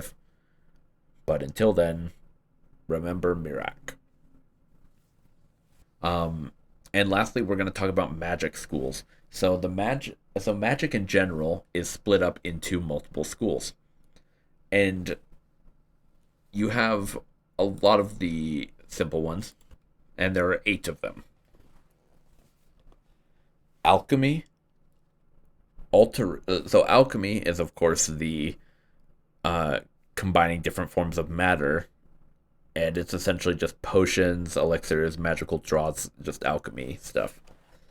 Alteration is, quote, the distortion of local reality through direct imposition of the mage's will, end quote. Alteration spells include stuff like paralysis, water breathing, opening locks, personal shields, stuff like that. Conjuration is exactly what it sounds like. It's the summoning and binding of spirits from oblivion or Aetherius. This includes soul trapping, like if you want to trap someone's soul into a soul gem for enchanting, for example. And which actually I lied. There's 9 of these schools. But conjuration is essentially conjuring Daedra or random other creatures and them helping you fight. Destruction is what most people expect when they hear magic: shooting flames from your hands, throwing an icicle at somebody, shocking someone like Emperor Palpatine, stuff like that. Illusion includes stuff like mind altering spells like fear or frenzy, and spells like light or invisibility.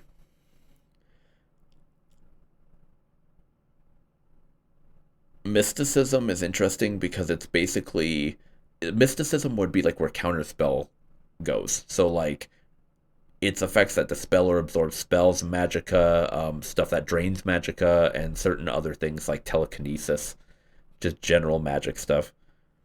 Restoration is a magic that resists damage or heals people. Curing of poison, turn undead, basically cleric magic. Thaumaturgy affects the will and state of mind, including calm or charm, as well as stuff like levitation. And then you have enchanting in general counts as a magic school, which usually involves, in most, at least in Skyrim, enchanting involves getting an item that's magic already, destroying it so you can learn how the enchantment works, and then you can apply that enchantment to anything else while using a soul gem, essentially. And there you go. Now on to the second era, where at least one of the games takes place. Alright, so, second era. The second era, not a whole lot of stuff is really known about it. We know a little bit, but not nearly as much as the other games. So, the second era is when Elder Scrolls Online takes place, and a variety of things relating to that game happen during this era, and mostly those are the only things that happen in this era. Not the only, because if you go around and read a lot of the lore books and stuff, I'm sure there's a lot more, but for right now, and some of the other books, like real life books that various people have published that are set in this universe. The Alliance War and the Plane Meld. So during the second era, the Alliance War breaks out, and it's essentially during this time, the Empire is sort of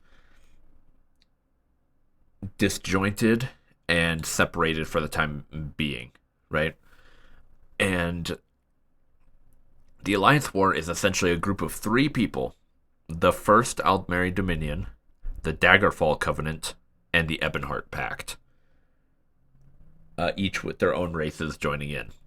For example, the Ebonheart Pact is, I want to say it's Nords, Dark Elves, and Argonians. And then the Aldmeri Dominion is High Elves, Wood Elves, and Khajiit. And the Daggerfall Covenant is Orcs, Bretons, and Redguard.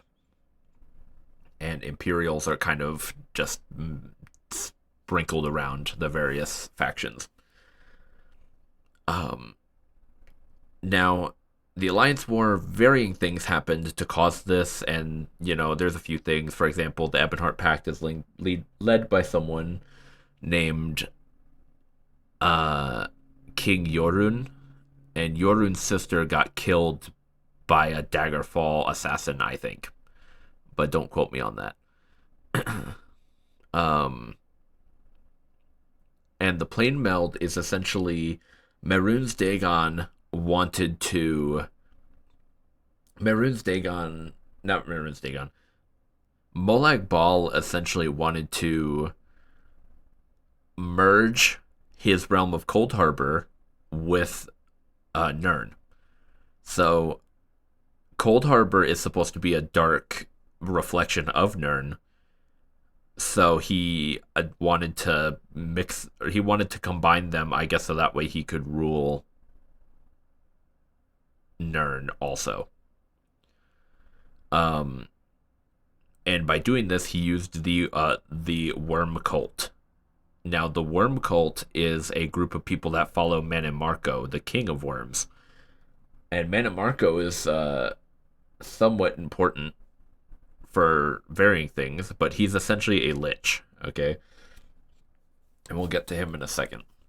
But the Plane Meld essentially involved using these large portals that essentially hooked into the ground, called anchors, to essentially teleport or use teleportation magic to essentially fuse specific key locations across Tamriel to, I guess, merge it. I don't know how that works. And during Elder Scrolls Online, a lot of stuff happens. For example, various dragons that were buried in elsewhere get resurrected. So during the original Dragon War, a lot of dragons ended up fleeing across the country, ended up settling in elsewhere, uh, and they ended up being killed, but much later in time. And so they were buried in various dragon crypts across elsewhere, right? And he and the dragons of elsewhere essentially got resurrected through some means I don't fully remember. During this time, the secret prince Athalia was discovered again and broke out of her prison, and I'm not sure how that's solved because I didn't play the expansion personally, so I don't really know what's up with that. But I'm curious to see where it goes. Um, and the vestige. The vestige is basically a soul that got sacrificed to Molag Bal, and he's the main character, or they rather are the main character of the Elder Scrolls Online, since there is no canon character. Um, and the vestige works with the companions, which are unlike Ysgramor's 500 companions. These this group of companions are a group of like 5 or 6 people that I can't fully remember right now that use the name of Ysgramor's companions to, I guess, inspire hope. They're basically a group of warriors that are essentially the resident, like, realm savers of the time period they're living in. Uh, a few of these companions are Abner Thorn and Manamarco.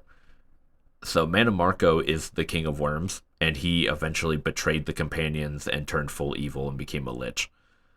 Um, and he started working with Molag Bal, and he imprisoned almost all of the companions, except Abner, to a Cold Harbor.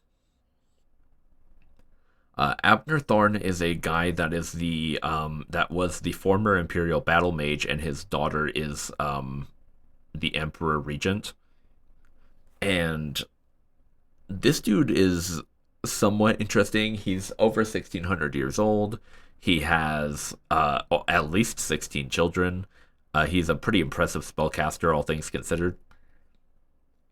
Um, but the reason why he's important is because one of his ancestors, not ancestors, one of his descendants becomes really important during the Third Era later. So we'll keep him in mind. All right, Third Era. So the Third Era, we're actually not talking about the Third Era technically. We're going to talk about the event that starts the Third Era, that marks the start of it.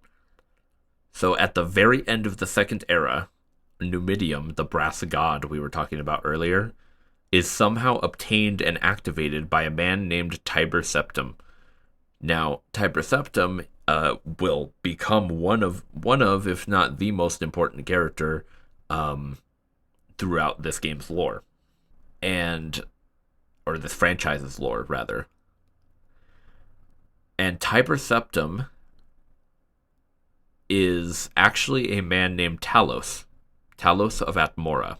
So he's Atmoran, and he appears, and Talos of Atmora takes over Tamriel with the Numidium and essentially cements it as being completely and utterly owned by him.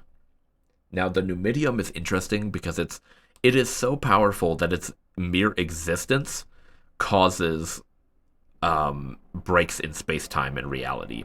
So, for example, the Numidium, one of its most common effects is that a lot of people don't realize it was even there. For example, if the Numidium were to go through a town or a city, say, and break everything, just destroy the whole city, everyone in that city, any survivors, will remember screaming and remember that there was something that was destroying their city. But in hindsight, they won't be able to remember what it was. It'll just be sort of a big fuzzy spot, just some sort of vague force that destroyed their city, right? So stuff like that. Um, there are certain there are certain areas where the Numidium was used to essentially alter reality, so that place was always conquered by Tiber Septim, etc., etc. It gets kind of confusing the more you think about it. But yes, so he used the Numidium and he established the Third Empire, Tiber Septim's Third Empire, or just the Septim Empire. Now, Tiber Septim is a Dragonborn. Whether he's descended from the original Dragonborn, Mirac, or if he's descended from Alessia, Saint Alessia, or he just happens to be a third unrelated Dragonborn is kind of unknown. We don't really know a whole lot about Tiber Septim's origin. But we do know that he's a real fucking important.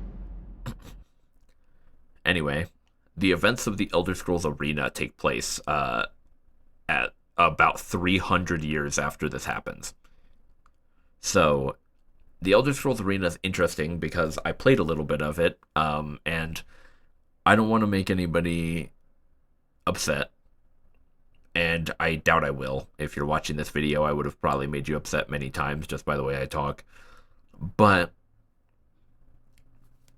the Elder Scrolls Arena I played recently, and I'm not a huge fan of it, but I do like it. I suck at it pretty majorly, but I like the idea of it, and I like what it is for the time it came out.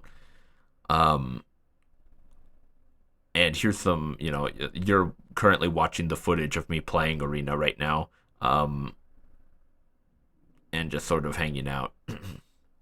Anyway, yes, so Jagger or Jagar, or I don't know how to say it. I think one of the NPCs in Arena says it in a very particular way, and I'm blanking on how they say it right now, but Jagger?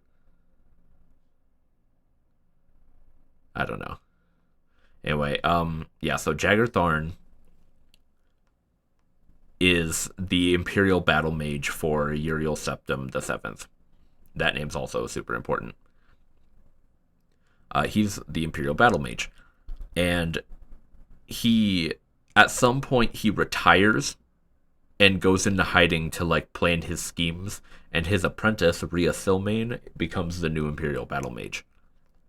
Now, eventually, after about a year or two, Jagger comes back and kills Rhea Silmain, his former apprentice, and then steals Uriel Septim's throne by sending him and all of the royal guard into oblivion.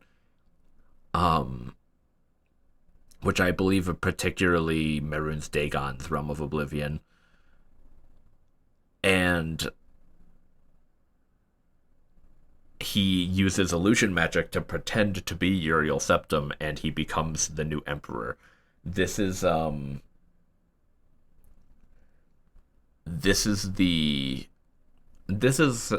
era is referred to as the Imperial Simulacrum, and it's a period of about 10 years where Jagger Tharn is pretending to be Uriel Septim and no one notices, so he effectively rules Tamriel for that amount of time. Meanwhile, a champion of unknown origin is imprisoned somewhere in the Imperial Imperial dungeons, and he has to escape. This is the main character of the Elder Scrolls Arena, henceforth known in most of the lore and recountings and pretty much everything as the Eternal Champion. So the Eternal Champion, or just the Champion, breaks out of the Imperial dungeons and is teleported to their home region, completely dependent on the player's choice. Now, it's interesting because Arena is the only game in the series that lets you travel the entirety of the continent inside of this game.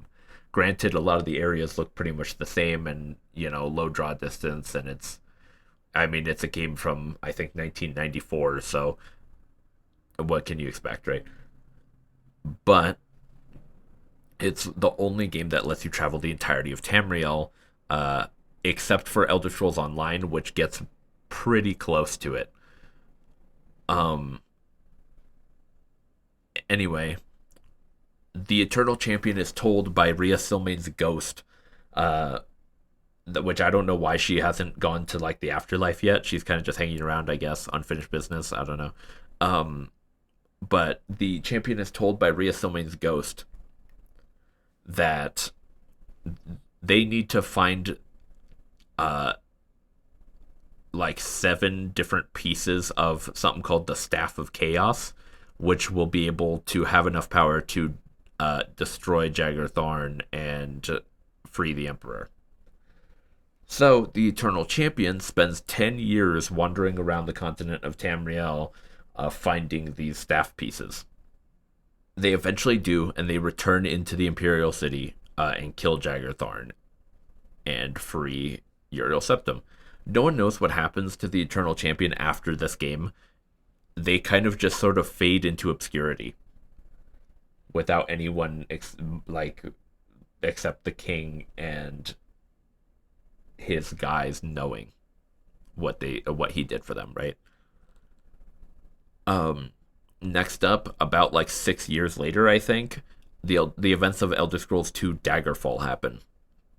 So Daggerfall is really interesting because it's basically just Arena but better, gameplay wise. But the map is cut down immensely. It's instead of all of Tamriel, it's a small little area that includes the north and northwest of Hammerfell, the very, very far west of Cyrodiil, I think, and the top and the southwest, and like the southwest, like super bottom part of High Rock, which is known as the Iliac Bay. The events of Daggerfall is essentially Uriel Septim has been sending letters to the king of Daggerfall, and right before the game takes place, King Lysandus was assassinated by somebody of unknown origin. Now, once the emperor didn't get a reply to his letter that contained pretty vital information, he sends an agent to travel and find out what happened to the letter. And this agent is the main character, so he is just called the agent. Also of unknown origin, because it depends on the character.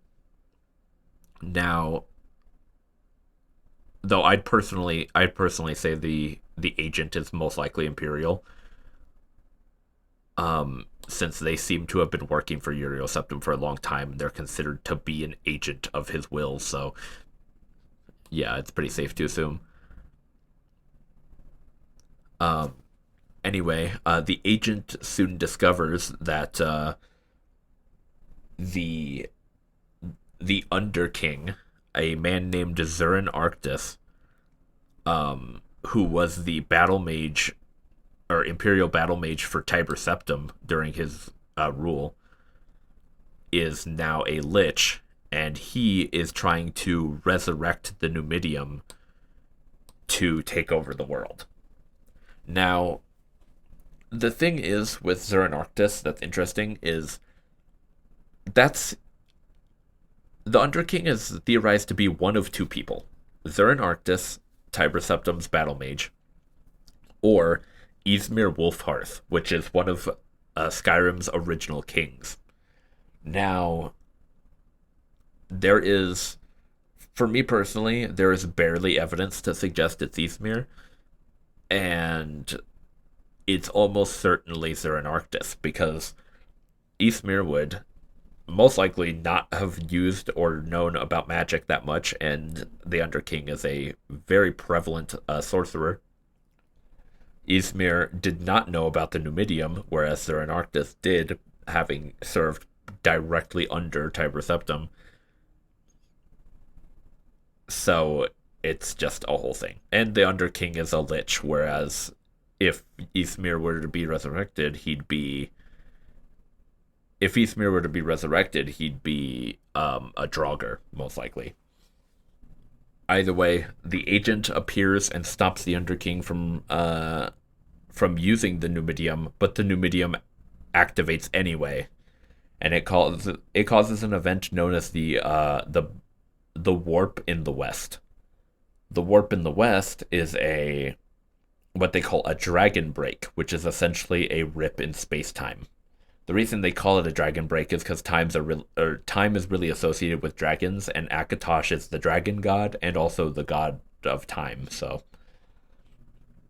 but yes, it essentially creates a dragon break, and it ends up messing with reality in that one section, and it merges like hundreds of counties and duchies and all of this stuff into four separate kingdoms spread across High Rock.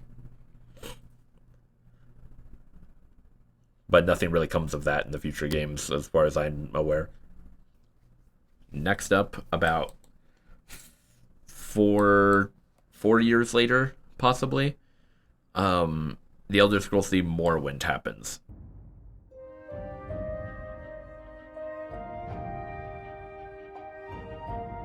And its respective DLC. Now, Morrowind, I'm going to be completely honest with you. Morrowind is the first game that we've talked about so far that I actually like. And while I like Arena and Daggerfall's story, I don't really care for playing them. It's not super fun.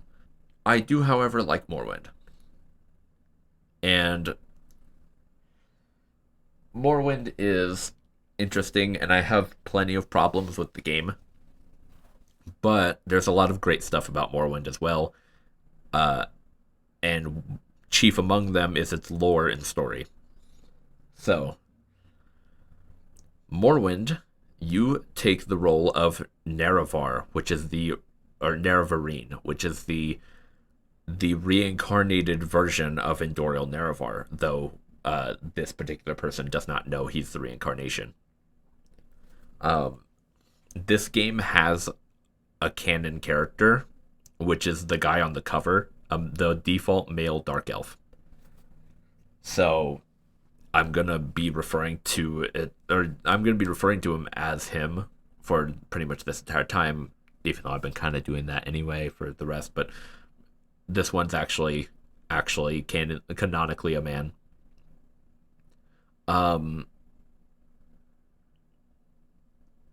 So Morrowind takes place as Uriel Septim, the same one, which you're noticing that Uriel Septim is pretty much in every game. He's even in the next one we'll talk about, and he plays an even bigger role in that.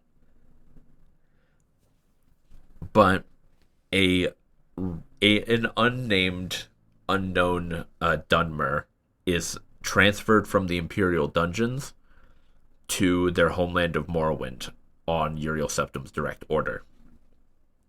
The Nerevarine then traverses the area of Vardenfell and works with the Tribunal, specifically Vivek, to help him defeat the newly resurrected Dagoth. So essentially, Dagoth has been resurrected. He's come back. Dagoth has returned, and he is currently living up in Red Mountain, where the Heart of Lorkhan is. Because he lives right next to the Heart, he is infinitely stronger than the Tribunal is, and since they're so far away, they can't go back up to recharge, so they're slowly losing their godhood.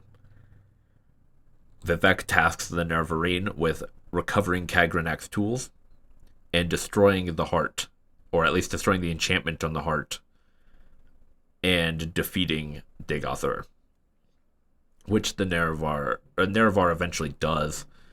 It takes him a while and takes about like a total of 90,000 missed sword swings on a guy right in front of him before he eventually gets up to Red Mountain and kills Dagoth and his family,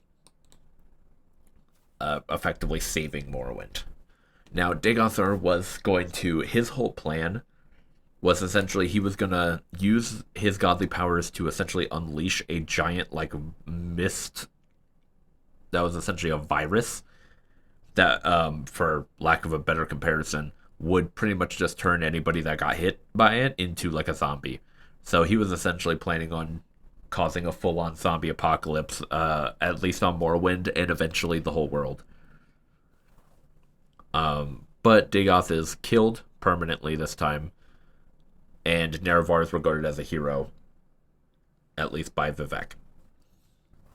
The Elder Scrolls 3 Tribunal is its first DLC, and it's also the first Elder Scrolls DLC to come out at all, ever, which is pretty cool.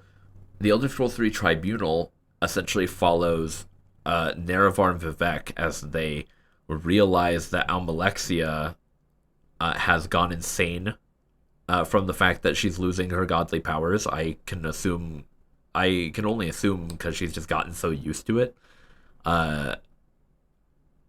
And maybe that makes her feel really special of like, I am the powerful, all-powerful Mother Morrowind, right? And she's losing it. But she goes insane and kills Sothasil. And the whole DLC revolves around the fact that you have to figure out who killed him. And at the end, it's eventually revealed that Almalexia did it. And so you, Nerevar, the reincarnation of her dead husband, have to use Nerevar's original sword, which I think is called True Flame. It's either his or hers, since they got paired swords. But you have to use True Flame and kill Almalexia, which Nerevar does. And then right after, the Elder Scrolls 3 Blood Moon happens. Blood Moon is kind of unrelated to the Tribunal, but you essentially get access to an island off the coast of Vardenfell called Solstheim. And which they call it Solstheim, but because of traditional spelling, it's, if you want to be accurate, it's probably Solstheim. So I'm going to be calling it Solstheim for this whole video. So the Nerevar goes to Solstheim, and he essentially finds out that the village of Nords there, the sort of tribal village of Nords that live there, have been being plagued by werebeasts. And at least I think so. Correct me if I'm wrong. And Nerevar essentially goes on a journey and becomes a blood brother, a Bloodskal, to Skal Village, which is where the Nords are. He defeats pretty much the king of the trolls, which I forget what his name is, but you can fight him in Skyrim too, which is cool. You can fight his ghost. Yeah, I don't know what his name was. I forgot. And then Nerevar also travels and basically has to defeat Hircine, the Daedric Prince of Werebeasts and the Hunt, right? He has to defeat Hircine before the Blood Moon prophecy takes effect, whatever that entails. I'm not sure. I didn't play the DLC. And of course, he eventually does. And Nerevar sort of also fades into obscurity, not really doing anything else with his life after this. But him and Vivek stay close friends for as many years as Nerevar has, and as many years as Vivek has. Next up is the Elder Scrolls 4 Oblivion.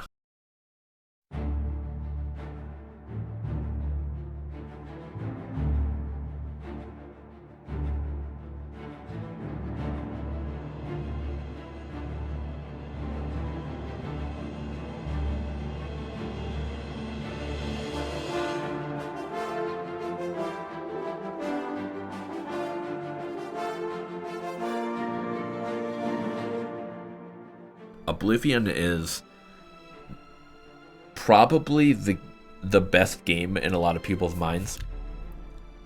And I can definitely see why, and I think it's the one a lot of people grew up with that like this franchise. At least the most common game they grew up with, right? And now Oblivion has a lot of interesting stuff.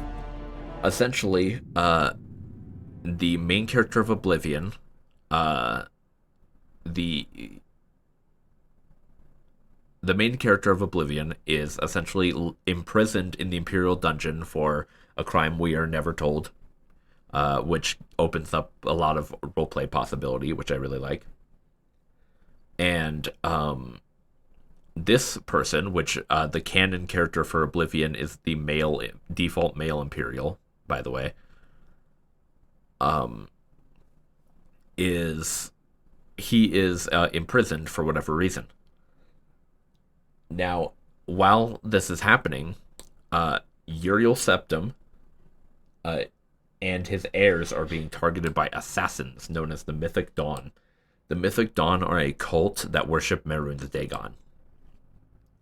So the Mythic Dawn have killed all of Uriel Septim's heirs, seemingly, and are gunning for him.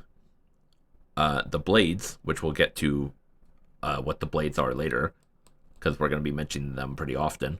The Blades, or three of the Blades members and Uriel Septim, go down into the dungeons to use a secret escape route. Unfortunately, the cell that the main character has been placed in is where the secret location is, and it's supposed to be off limits, but for some reason, this particular guy is imprisoned there anyway. Perhaps it was destiny, because as they approach, Uriel Septim recognizes this prisoner. He's seen him in his dreams. And with a, quite frankly, strange amount of trust placed into this random prisoner, at least from the eyes of the Blades, the prisoner, the Blades, and the Emperor go through the secret passage trying to escape. But eventually, the Mythic Dawn catches up, slaughters one of the Blade captain, and then manages to kill Uriel Septim right in front of you. Before he dies, he tells the prisoner to find Joffrey and give him the Amulet of Kings, because he knows where the last heir is, the secret heir of Uriel Septim, right? And then he is stabbed, which I'd like to talk about the fact that in regular Oblivion, man, I hope I have footage for this. In regular Oblivion, a Mythic Dawn guy comes out of a secret passage in the wall and just kind of does a normal attack animation on him, and then Uriel dies really funny looking, and then that guy tries to kill you. In Remastered, there's actually a legitimate animation, and it looks cool as hell. I really like it. But anyway, one of the Blaze guys, Boris, I think is what his name is, tells you to pick your class, and then you escape the sewers and leave into the Cyrodiil Countryland. And essentially going out of there, and essentially leaving the sewers, you go around and start doing the main quest. Eventually, the prisoner happens upon the city of Kavach after talking to Joffrey, because Kavach is where the secret heir is. Kavach has been raided by Daedra, and there's a giant Oblivion gate standing outside of the city, right? The prisoner goes in with the guards, shuts down the portal, and clears out the city, and he is henceforth known as the Hero of Kavach. And that is his main name for the games and for the people that know about the lore, and that's his name. That's his canon name, is the Hero of Kavach. The hero meets Martin Septim, the secret heir to Uriel Septim, who, fun fact, is voiced by Sean Bean, which is awesome. Also, a fun fact I forgot to mention earlier, Uriel Septim is voiced by Patrick Stewart, which is even cooler. And can we just take a moment to talk about the fact that Uriel Septim looks completely different in every game appearance he has? Like, what is that? And that one's not particularly interesting either. This one's definitely the best one. Especially when it's remastered. It looks great. Anyway, the Hero of Kavach essentially convinces Martin to become the new emperor. and they journey around to essentially defeat the Mythic Dawn and defeat Marin's Dagon. Eventually, at the end of the game, the Imperial City is sacked by the Daedra, and it's really cool because when you're running around the Imperial City, you can see Mehrunes Dagon like walking around and blowing stuff up, and he's like actually walking around and doing things. It's pretty cool. But essentially, Martin gives you a big like a goodbye speech, and then he turns into a gold dragon and fights Mehrunes Dagon above the city like a kaiju battle. It's so cool.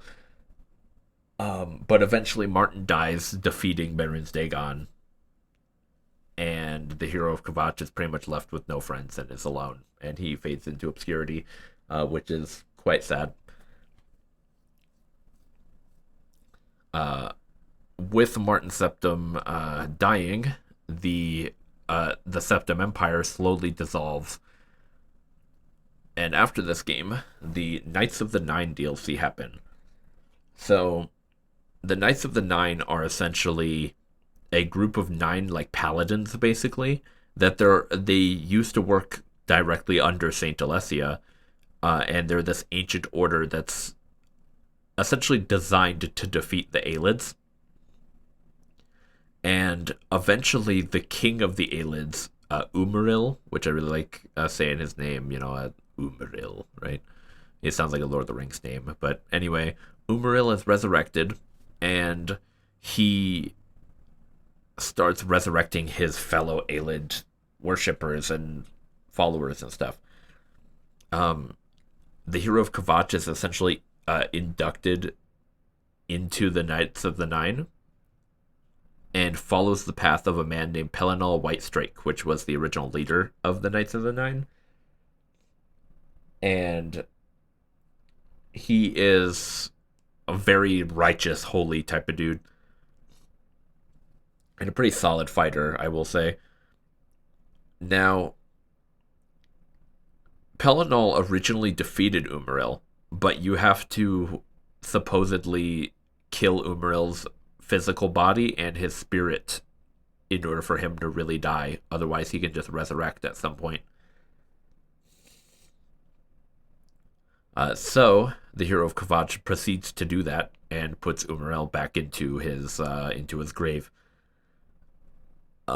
This DLC I found to be pretty short.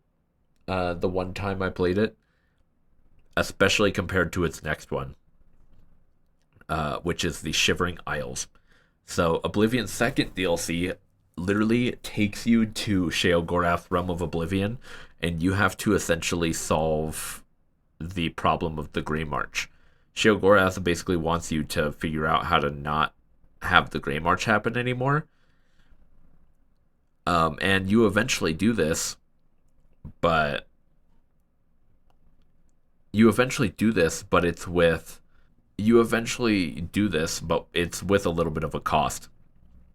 Essentially, the hero of Kvatch 1v1s Jiggalag and wins, which is crazy, by the way, because Jiggalag's a full-ass, like, Daedric Lord. But he 1v1s Jiggalag and wins, and he essentially stops the Grey March. Sheogorath permanently turns into Jiggalag, and he just stays forever. But because Sheogorath has existed, or had existed at some point, there can't just be an empty place where Sheogorath used to be. So the hero of Kvatch valiantly sacrifices his personality and life to become the new Sheogorath. So any time Sheogorath appears and it's after the Elder Scrolls 4, it's actually the hero of Kvatch. And that marks the end of the Third Era as the hero of Kvatch becomes Sheogorath, and the Septim Empire slowly dissolves and weakens.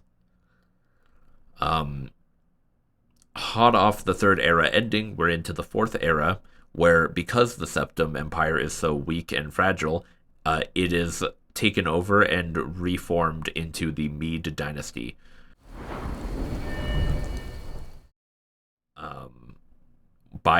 By some guy I can't remember the name of. I know he has the last name Mede, obviously, because Mede Dynasty, but I forgot what his first name was. Anyway, and the third Aldmeri Dominion forms. About 100 years, 170 or so years, the third Aldmeri Dominion and the Mede Dynasty start warring with each other over land or supremacy or whatever. And the at this time, the Mede Dynasty is ruled by Titus Mede II, who is the current emperor. Eventually, this war is called the Great War and lasts about 5 to 8 years, maybe. I don't remember the exact time the war started. Maybe even more, like 10 or 20. And eventually, tired of the fighting, and also the fact that Titus knew that the dynasty was going to probably lose, signed a peace treaty with the Aldmeri Dominion, the White Gold Concordat. The White Gold Concordat was, just generally speaking, a peace treaty, and it was a little bit of a merging of the Empire and the Dominion. For example, the Dominion, they're basically working together. So the Dominion is allowed to have troops in Imperial regions, and the other way around. There's a lot of Dominion nobles that advise various people, including the Emperor and various leaders in the regions. They essentially took over the whole empire without actually saying they did. But the White Gold Concordat did something a lot of people, particularly in Skyrim, did not like, which is that the White Gold Concordat banned a worship of the Ninth Divine. Now, we're going back here, because if you remember from earlier, I said there was only 8 divines. And this is true, for a little bit. When Tiber Septim eventually died, he was so great of a leader, hero, and warrior that he was promoted to the status of a divine, and he became the 9th divine god, Talos Stormcrown. Or mainly just Talos. Some people add Stormcrown at the end, but he's just called Talos. And rightly so, because that was his original name, so I figure if you're going to be a god, might as well use your original name, right? At least for him, specifically. Plus, Talos sounds a lot cooler than Tiber. Sorry to anybody still named Tiber, I apologize. But, yeah, so he became a god, and became a god known as Talos, and he's kind of known as the god king of mankind, and he's sort of like the god of war, almost. The god of war and the king of kings, right? And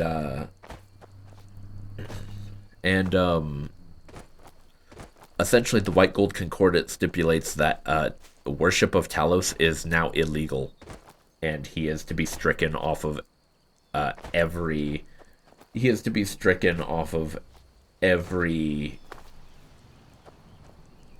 divine list of divines, because he is not a real god, in quotes, right?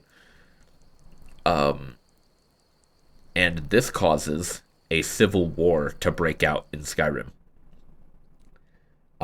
The Empire and their limited resources, because they're hot off the trails of the Great War, that they don't have a lot of manpower to spend.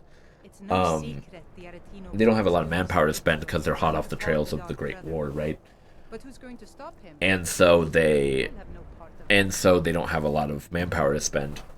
So it's the Empire's limited resources versus the rebellion known as the Stormcloaks. Now, the Stormcloaks is led by a guy named Ulfric Stormcloak.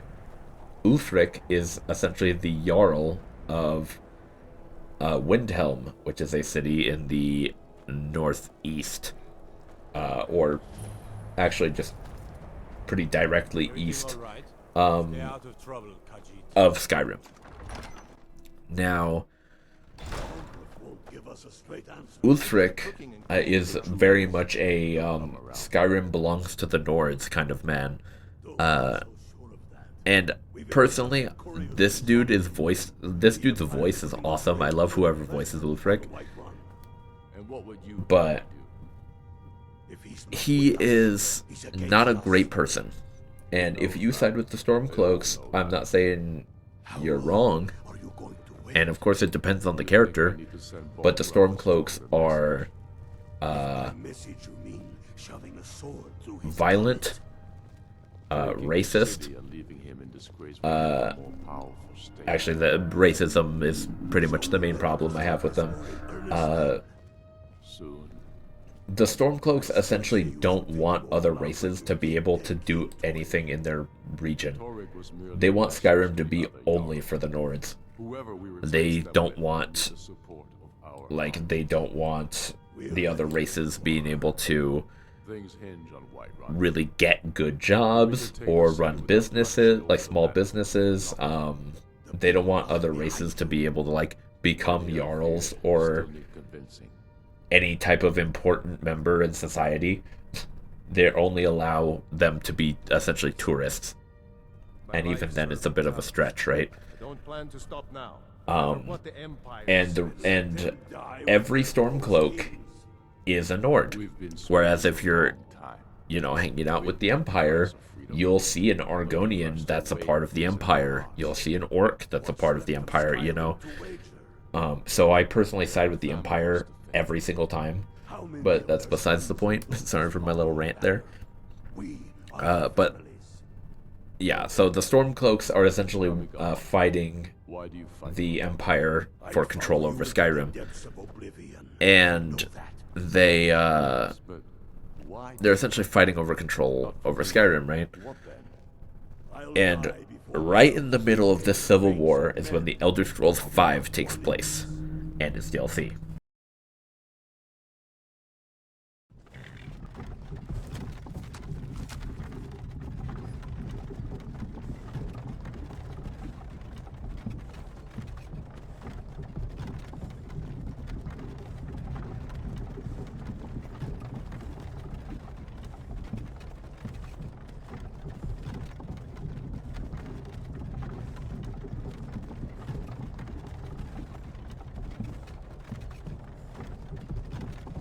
So, The Elder Scrolls V is my personal favorite game, and it may not be the best, but I definitely like it the most out of the five main games, right?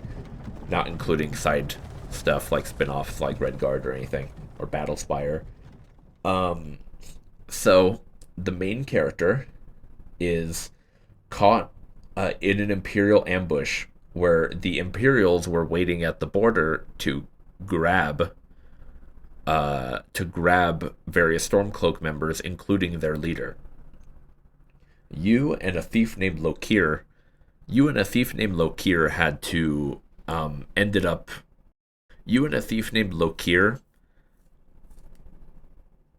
end up getting caught in the crossfire and taken prisoner as well.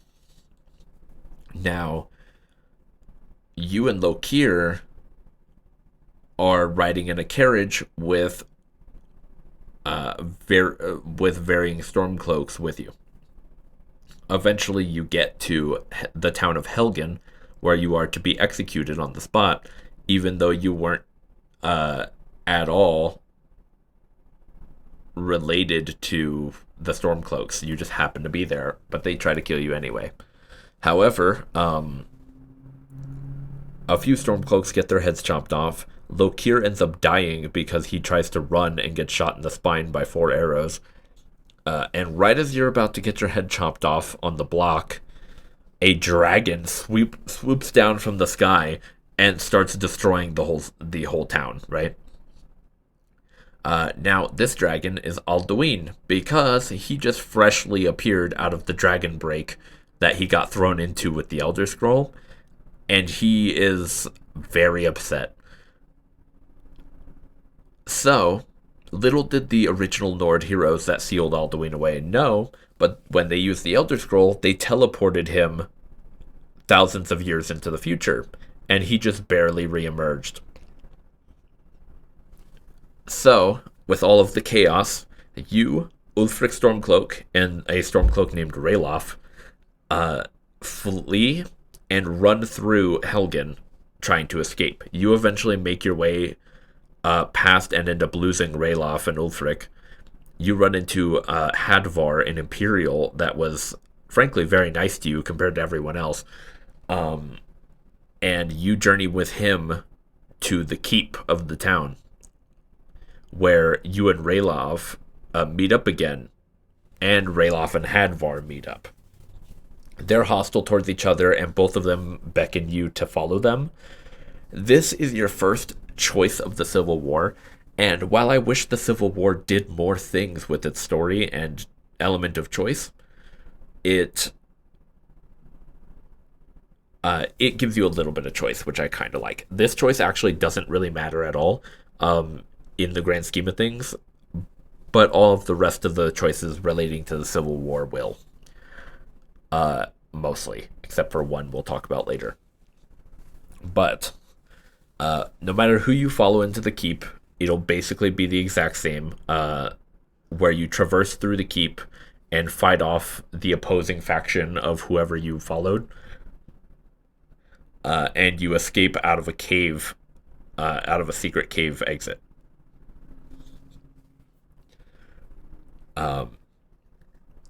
Now, skipping ahead a little bit, you basically warn people, oh, there's a dragon, and you get called up to the Greybeards.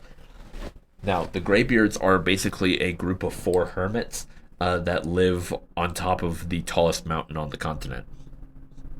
The Throat of the World, they call it, I think. And they practice the voice, which is essentially a mystical superpower that you either have to devote your whole life to, or Dragonborn can instantly learn it. The voice is what dragons use to use their powers, like frost breath and stuff, right? Now, the Greybeards essentially teach the main character that he is a Dragonborn, or Dovahkiin in Dragon tongue. Now, Dovahkiin is, of course, is what all of the Septim bloodline was, is what Saint Alessia was, and what Miraak, the first Dragonborn, was. Now, we talked about earlier that Miraak had special abilities that none of the other Dragonborn did because he was alive during the time dragons were around. And the Dragonborn of this game is no exception. He learns how to shout or use the voice. So he can breathe fire, or he can unleash a wave of force with just 3 words that blast people into the next country, right? And varying degrees of effect. So some shouts like drain people's vitality, some shouts summon dragons, like it can really be anything. Essentially, the Dragonborn, with the help of the Greybeards and the help of one of the last Blades members, Delphine, and Esbern, essentially find a way to defeat Alduin. With the help of the Greybeard's leader, Parthenax. He is one of the only dragons, if not the only dragon, that is still alive. He never died, so he never resurrected. Parthenax is actually nice, and he's one of my favorite characters. By the way, Parthenax is voiced by Charles Martinet, who voices Mario. Just fun fact for you. Now, Parthenax is one of my favorite characters because he's a dragon, but he is incredibly nice and calm. He's basically a monk, right? And he has one of my favorite lines, which is, what is better, to be good or to overcome your evil nature through great effort, which I really like. Personally, I think both are just as good. But Parthenax, Delphine, Esbern, and the Greybeards essentially help you out. And you eventually, over various things, manage to tame a dragon to ride.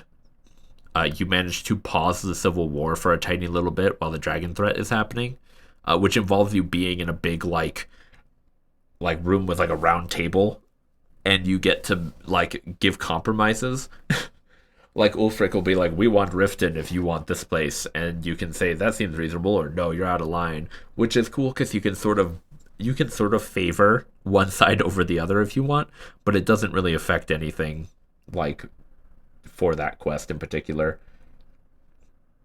Um, though I'm not sure if they'll have unique dialogue if you join the Civil War after this mission happens. I'm really curious about that now. Anyway, um, essentially, the Dragonborn organizes a ceasefire. He captures and pretty much tames a dragon to bring him to this Nordic ruin high in the mountains called Skuldafn. And on Skuldafn, there's a very interesting little secret. There is a portal that goes to Sovngarde, which is the Nordic heaven. Think like Valhalla.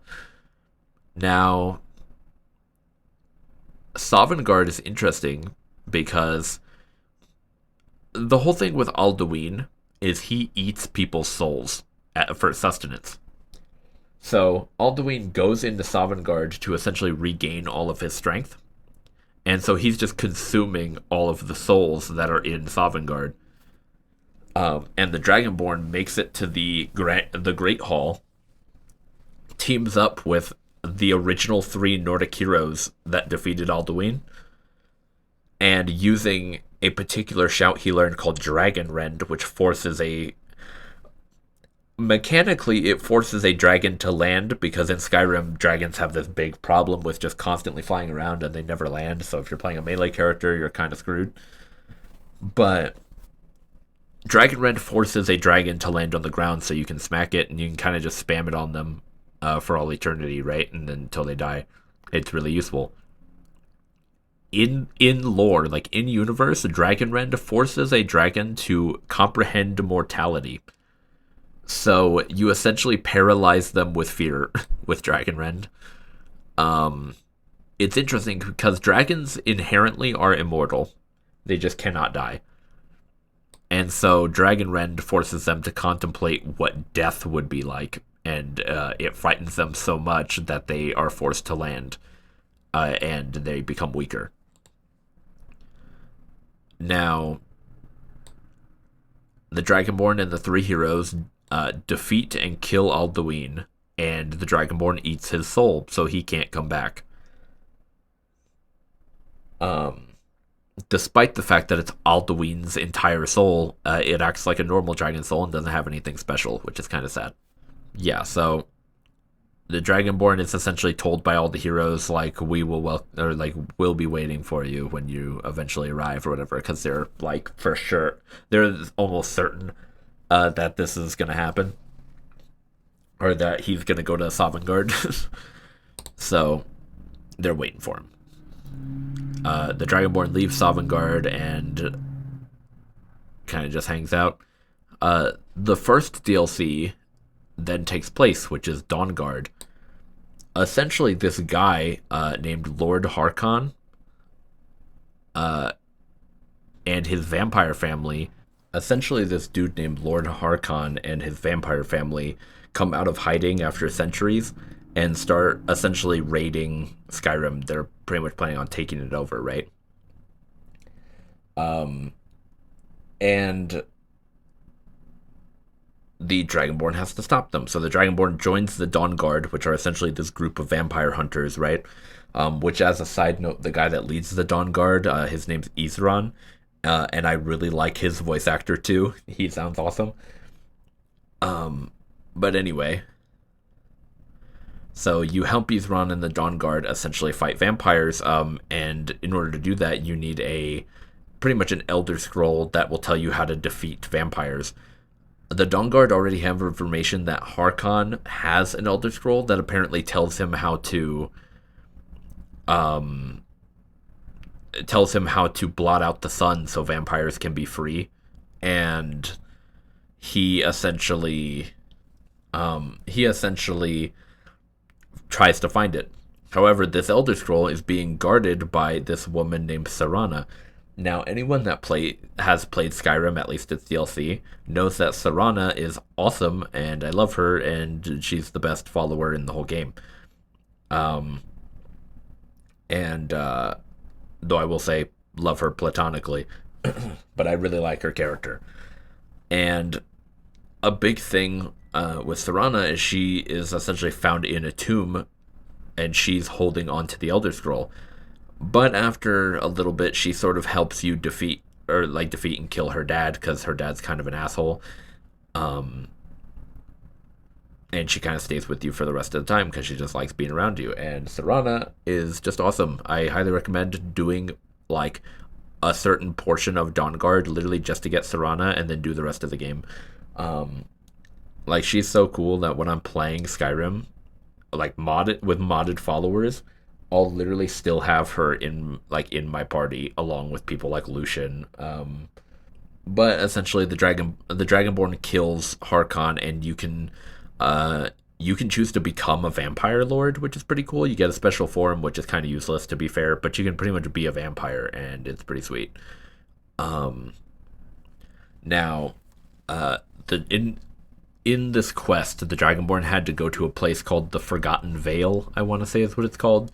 And there, the Dragonborn and Serana meet the pretty much the only still living non feral snow elf in the Forgotten Vale. He's still alive.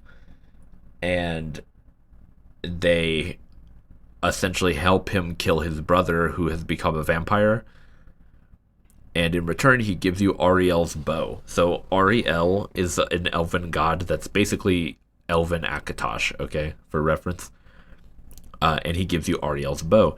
Ariel's bow has a cool feature where if you douse an elven arrow in the blood of a vampiric princess, i.e. Serana, you can aim it at the sky or aim it at the sun specifically, and you can blot it out, which is really cool.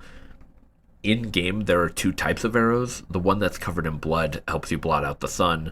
The one that's there's one that is blessed, I think, and that one basically, when you shoot an arrow at the sun, like rays of sunlight come down and strike an area around you, like a Dark Souls spell.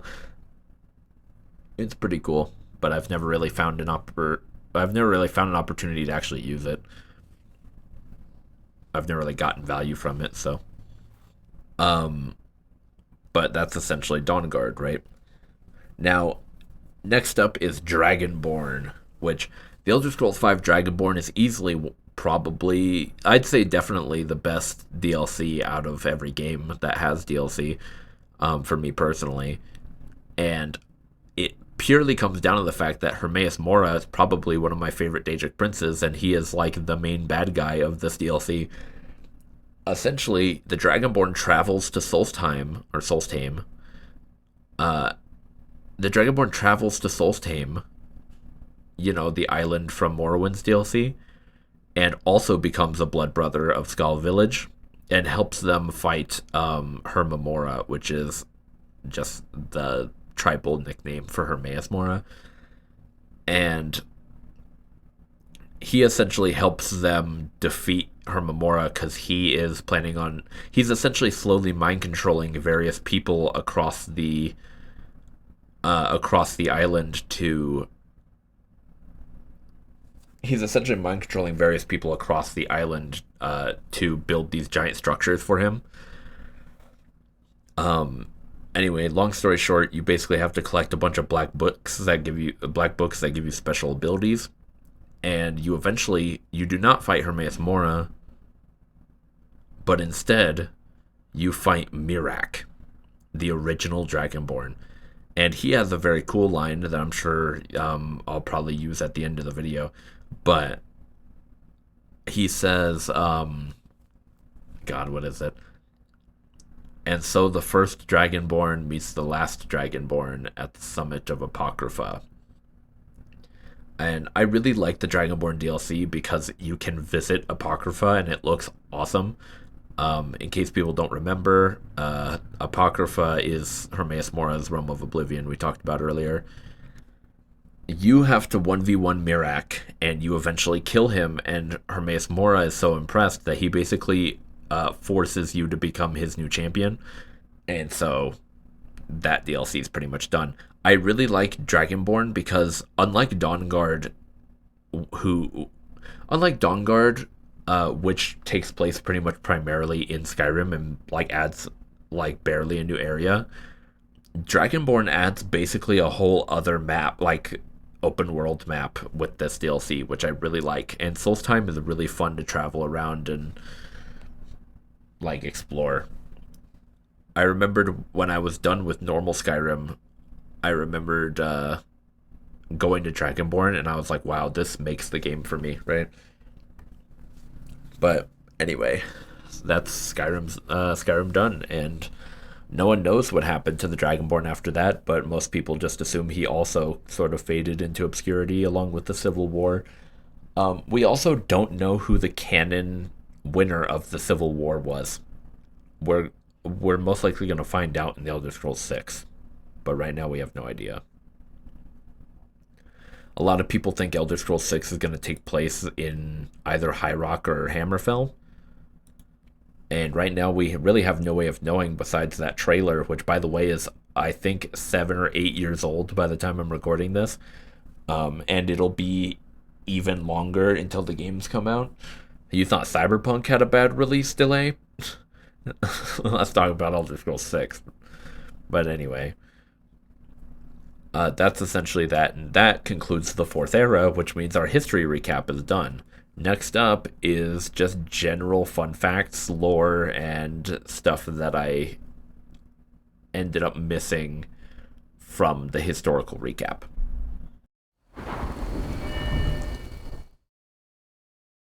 Skyrim has a lot of Easter eggs, and some of them are pretty well known, some of them aren't. There's a few that I don't even fully remember if they're actually in this game or not, such as Frostborn from Warcraft, I think is in this game, but it might be in a different one. But one that a lot of people might inherently know if you've been around the 2011 to 2013 360 gaming sphere for a while, is the Minecraft Easter egg. So Skyrim has a Minecraft Easter egg where if you go to a very particular mountain, I forget which one it is, you can find an enchanted pickaxe. I want to say you can't enchant pickaxes normally, so this is the only enchanted pickaxe in the whole game, unless you're playing modded, obviously. And it's, I think it's just called the diamond pickaxe, or something similar. Now, while that is kind of a fun little thing, we'll get to something much neater in a little bit. But there's a few more Easter eggs. For example, if you're walking around midnight to like 3 a.m. in game time, sometimes, pretty rarely, I think he has like a 1% chance or something to spawn, you can find the Headless Horseman kind of just wandering around the streets, which I think is really neat. He also looks really cool. You can walk up to him, but you can't like talk to him or anything. I actually, here's some footage of me finding him for the very first time. I had done almost 30 different playthroughs of Skyrim in my time, possibly more, possibly less. That's more of a rough estimation. But this is the first time I had ever actually seen the Headless Horseman in person. I had always heard about it, but it took such a long time for him to finally spawn in one of my games, and I was very excited. Unfortunately, he doesn't really do anything, and then after like a little bit, he kind of just wanders around and just follows the paths, and then eventually he'll just disappear when it turns into morning. And I'm sure there are a few more Easter eggs that I'm forgetting, but back to Minecraft. At some point in Minecraft's lifespan, they released a mashup pack that was Skyrim themed. They marketed it as being Elder Scrolls, I think, but it was just only Skyrim. But it came with Skyrim themed skins, such as people like Astrid, the Dragonborn, a few random Argonians and Dunmer, stuff like that.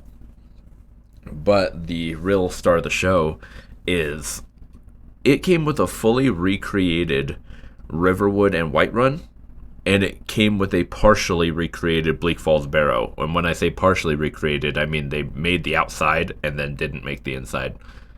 Probably because that would have been too much work, and would have been too much of a. It would have taken too much space, more than they had. Unfortunately, those are the only things that are in this particular map. Uh, because if you were to go outside the boundaries of what is clearly man-made, you just see natural terrain. Right now, you're seeing footage of. Right now, you're seeing the footage of me exploring this Minecraft mashup pack for the first time in, I don't even know, like 10 years. And I really enjoyed it. It just looks really nice. I wish there was more to it, but that's all we get for right now. I'm sure if you really wanted to, I'm sure there's probably an entire recreation of Skyrim's map in Minecraft somewhere if you play on PC that you could probably download. Or at least this particular area in more detail, right? And that kind of segues into our next section, which is talking about the holds of Skyrim, and also the cities of Cyrodiil. Now, the holds of Skyrim are essentially a very specific set regions within Skyrim that are essentially territories, right? So you have the Rift, whose capital city is Riften. You have Eastmarch, whose capital city is Windhelm. Whiterun is named the same thing, both the city and the territory. The Reach, which is the far western one, and that's where Markarth is, etc., etc. So when you hear people talk about, for example, the one that gets mentioned the most in Skyrim, I think, is Haafingar, and Haafingar is the hold where Solitude is. So if you ever hear someone in game say Haafingar or something relating to that, they're most likely talking about Solitude or its surrounding area, like Dragon Bridge. Morthal has a similarly different name, but I forget what it is. I know Dawnstar has the Pale, I want to say is what that hold is called. And Winterhold is also named the same thing as the city. So Winterhold, the region, Winterhold, the city. Cyrodiil has a very different approach in the sense that there are no specific territories. The whole place is just one giant territory. Each of its cities have their respective like leaders as if they were their own territory, but they all operate under the Emperor.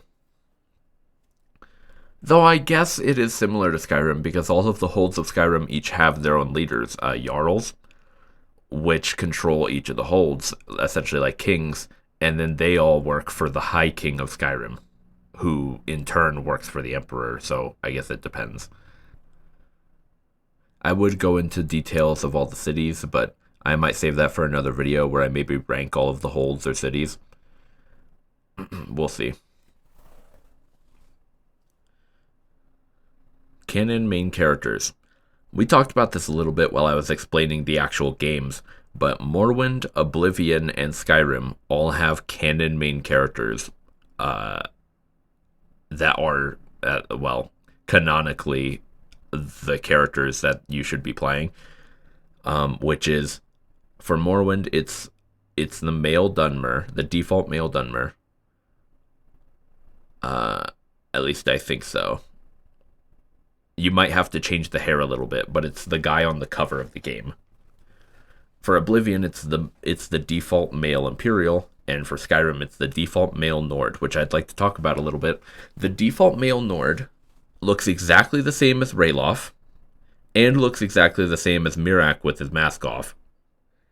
So, if you play as the default Nord, you, Ralof, and Miraak look exactly the same, which is quite funny to me. It's like the Spider-Man pointing meme, and I quite enjoy that. Maybe Elder Scrolls 6 they'll have a female main character. That'd be a nice change of pace. But honestly, it doesn't really matter. I feel like 90% of people that played Skyrim their main character was female, so who knows. This one I have here, I'm reading a bullet I'm reading a Google Doc that has a bunch of bullet points so I can remember what to talk about in a particular order, and this one just says Vivek being awesome. And this is true. He is pretty awesome. Um I may have mentioned this earlier, but one time Sheogorath thought it would be funny to throw a meteor at Vivek City. Vivek used his godly power to stop it in midair, essentially suspending it in the air. Um, and it was there for so long. It was there for at least 2 eras that it became practically part of the city. Like it became a tourism spot.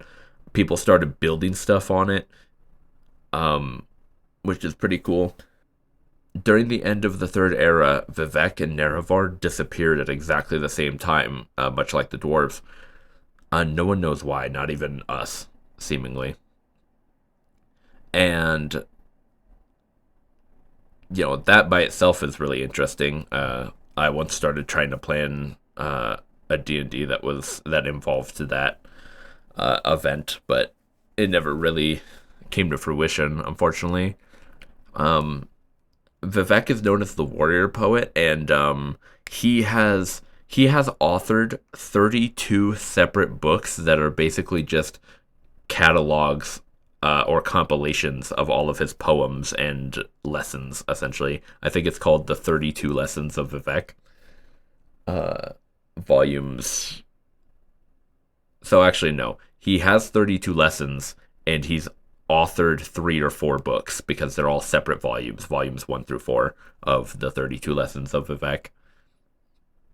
You can actually find a lot of these books in the games, and I recommend giving them a read. They're pretty cool. Honestly, if you really like Elder Scrolls lore in general, I recommend giving all of these books a read because some of them are pretty interesting. So the factions in their applicable games and general lore about the factions. I'm also not going to go into this, despite it being a bullet point on here, because I might make another video specifically to that. Because honestly, that would be way too much time. This video is already almost. This video is actually already over 3 hours long as of recording this, and I don't want to make it any longer, so I'm going to make that a different video most likely. Maik the Liar. Maik the Liar is a Khajiit you can find in the games of Morrowind to Skyrim, so Oblivion as well. And his whole purpose as a character. Oh, and you can also find him in Elder Scrolls Online as well. His whole purpose as a character is he is a random cameo that has a chance to rarely appear in your game. And when you talk to him, he'll usually spout out meta jokes. For example, maybe he'll talk about an upcoming release, or he'll make a joke about a game that was released by Bethesda's rival company, or he'll make a up to date political joke or something, right? Um, sort of coded. It's sort of coded in riddles, so that way it's not inherently just straight up saying like, this and this is funny because it's meta. He hides it with riddles and weird sayings. That makes you have to think for a little bit, and you're like, oh, that's what he's talking about. Which, by the way, Maik is incredibly fast. If you see him, you're going to need to sprint for him immediately, depending on what game you're playing. I think Morrowind and Skyrim, you should be good. He moves about the same speed as a normal person walking, so you should be able to catch up to him pretty easy. But in Oblivion, Maik is incredibly fast. Like, Maik is insanely fast. You'll be hard pressed to catch him. If any of you have played Baldur's Gate 3, and after you get the fake eye that Volo gives you, he he'll run out of your camp super fast like a speedster. That's essentially how Maik in Oblivion moves. So you gotta watch out for that. The last Dwemer.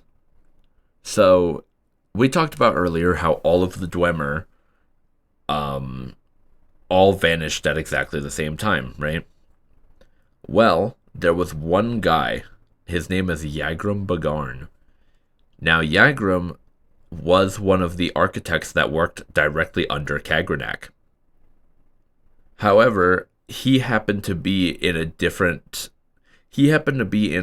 dimension when his whole race disappeared, so he was protected. And he eventually came back to the mortal realm and realized his whole race of people was gone. And he spent pretty much the rest of his life trying to search for any signs of where they could have gone, to no avail, which is quite sad. Now, fun fact, you can actually meet this dude in Morrowind, which means he had lived at least a few thousand years, which is incredible. I'm not sure if Dwemer just naturally lived that long or if he used some sort of technology to extend his life. Now, you can actually meet this guy in Elder Scrolls 3 Morrowind. He is actually alive, and you can find him and talk to him. Um, he is he's a pretty big guy, and he either doesn't have legs or his legs are embedded into what he's sitting on.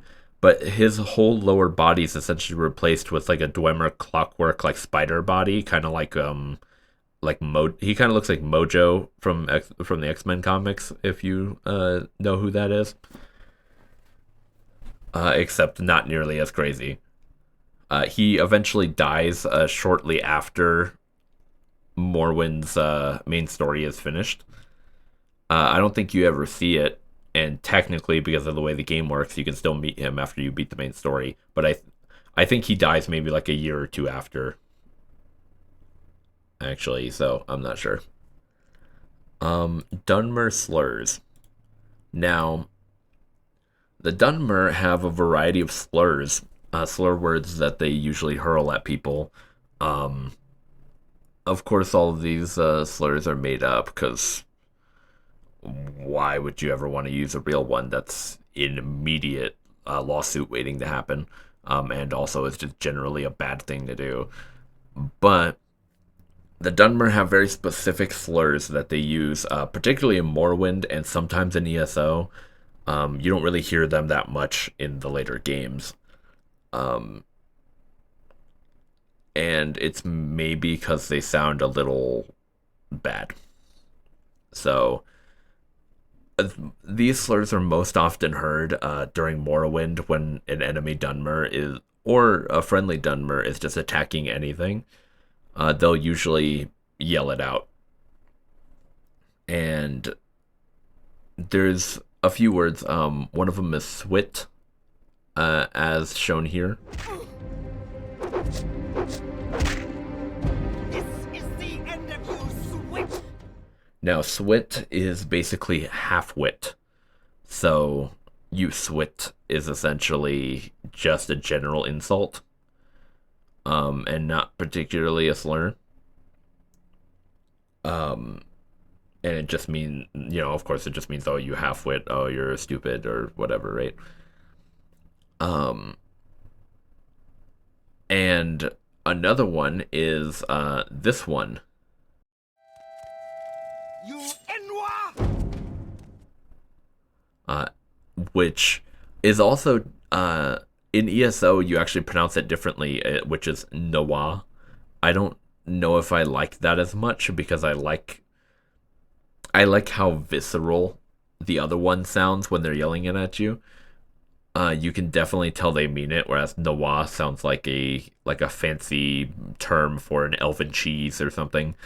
But this one particularly means essentially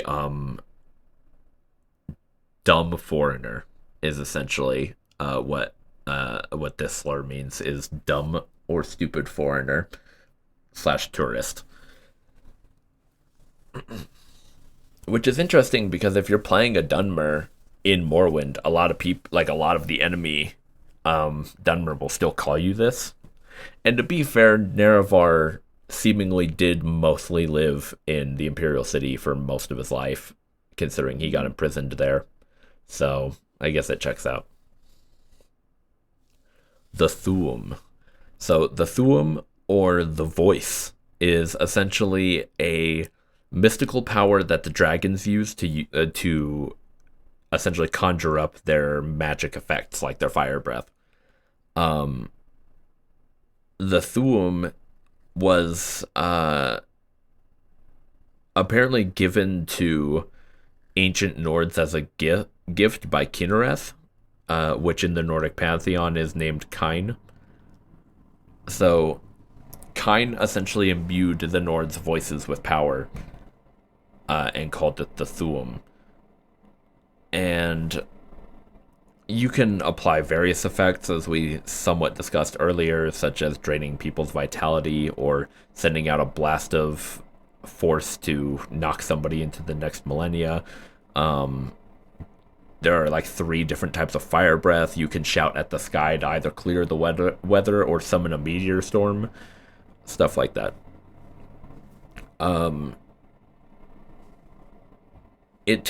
Generally speaking, it takes at least 5 years for a Nord to learn like all 3 words of one shout is what they're called. Whereas a Dragonborn only needs to look at it for like 30 seconds and they pretty much know how to say all of them with the power of their dragon souls, right? And yeah, so there's that, the Thuum. Lorkhan and his body. So we already discussed the heart of Lorkhan, but when Lorkhan created all of the Aedra, a lot of them turned against him and killed him, and essentially used his body to create Nirn.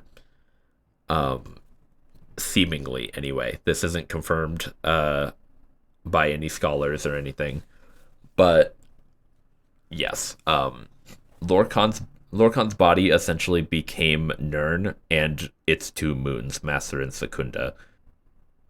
What happened to the rest of his body parts, no one knows. I think there's such a thing as maybe Lorkhan's like finger or Lorkhan's eye. A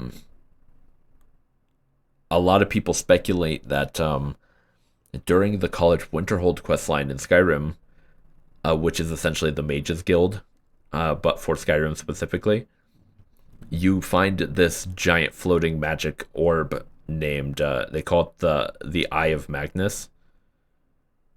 And some people theorize that this is one of Lorkhan's eyes. The Elder Scrolls. Now, I know we've been talking about the Elder Scrolls as a franchise for a little over 3.5 hours at this point, probably. But we're barely getting to the lore of the actual scrolls themselves. So let's get started. There's not a whole lot to talk about here. There are varying types of Elder Scrolls. There are plenty of them, but a lot of them have a particular theme attached to them sometimes. For example, Skyrim has 3 Elder Scrolls that are involved in its story and the story of one of its DLCs. The Sun Scroll, the Dragon Scroll, and another scroll I forget the name of. Functionally, these don't really do anything except for what they say inside. Now, Elder Scrolls are famously guarded by what they call moth priests in the Imperial City. Because at some point, someone, I think Tiber Septim, went around and collected every Elder Scroll and kept them safe in the White Gold Tower, which is that giant structure in the middle of the Imperial City. At some point during the beginning of the 4th era, all of them disappeared at some point, seemingly for no reason, which you notice this franchise seems to like doing a lot. Instead of, oh, this thing teleported away. Why? I don't know. Now, the Elder Scrolls have a very special effect, and that is most people that read them immediately become blind. or become insane, or both, just because of its pure divine essence, right? It's not even that the contents of the scroll are particularly maddening. It's just the pure power coming off of the scrolls will pretty much immediately incinerate someone's mind as soon as they look at it, unless you're a main character or protected by the gods in some way, right? Because the Dragonborn has read at least 3 different Elder Scrolls, and maybe he is a little bit insane, but he's definitely not blind. Next up, I wanted to give a quick shout out to, and yes, I'm giving out shout outs despite the fact that I probably am going to have like 8 subscribers by the time this video is out, and probably for the foreseeable future. But I'm going to give a quick shout out to Roddy E. Roddy E is somebody whose ArtStation and art in general I recently found. They are I want to say, senior social media manager at Bethesda. They do something at Bethesda Softworks that's related to social media, I think. But they make incredible art celebrating the 20 whatever anniversaries of a lot of Bethesda's older games like Arena, Daggerfall, Morrowind, etc. I'm showing footage of me going through their ArtStation right now, but here you can clearly see a lot of their great art. Certain things like there's a lot of pictures of Zurin Arctus the Underking, which he looks a lot cooler than he does on the actual cover of the game. So yeah, generally speaking, check out this person's art. It's really good. I highly recommend it. They really like making collab art. For example, Final Fantasy X Star Wars, which I find really interesting, or Zelda X Lord of the Rings. So check it out. The guards in pretty much every game have a pretty funny dialogue for the most part. Morrowind, maybe not so much. A lot of the time, you'll kind of just pass by them and they'll say, like, "Hail, traveler," or something similar, right? But Oblivion, I think everybody knows about the guard dialogue in Oblivion. The "Stop! You violated the law," right? And I can recite both of those pretty much by heart, probably, just because I've heard it so many times. But one of my favorite things they added for Skyrim, Oblivion had this a little bit too, but maybe not as much. One of my favorite things they added about Skyrim is that depending on what quests you've completed, the guards will gain new dialogue that has a chance to appear. For example,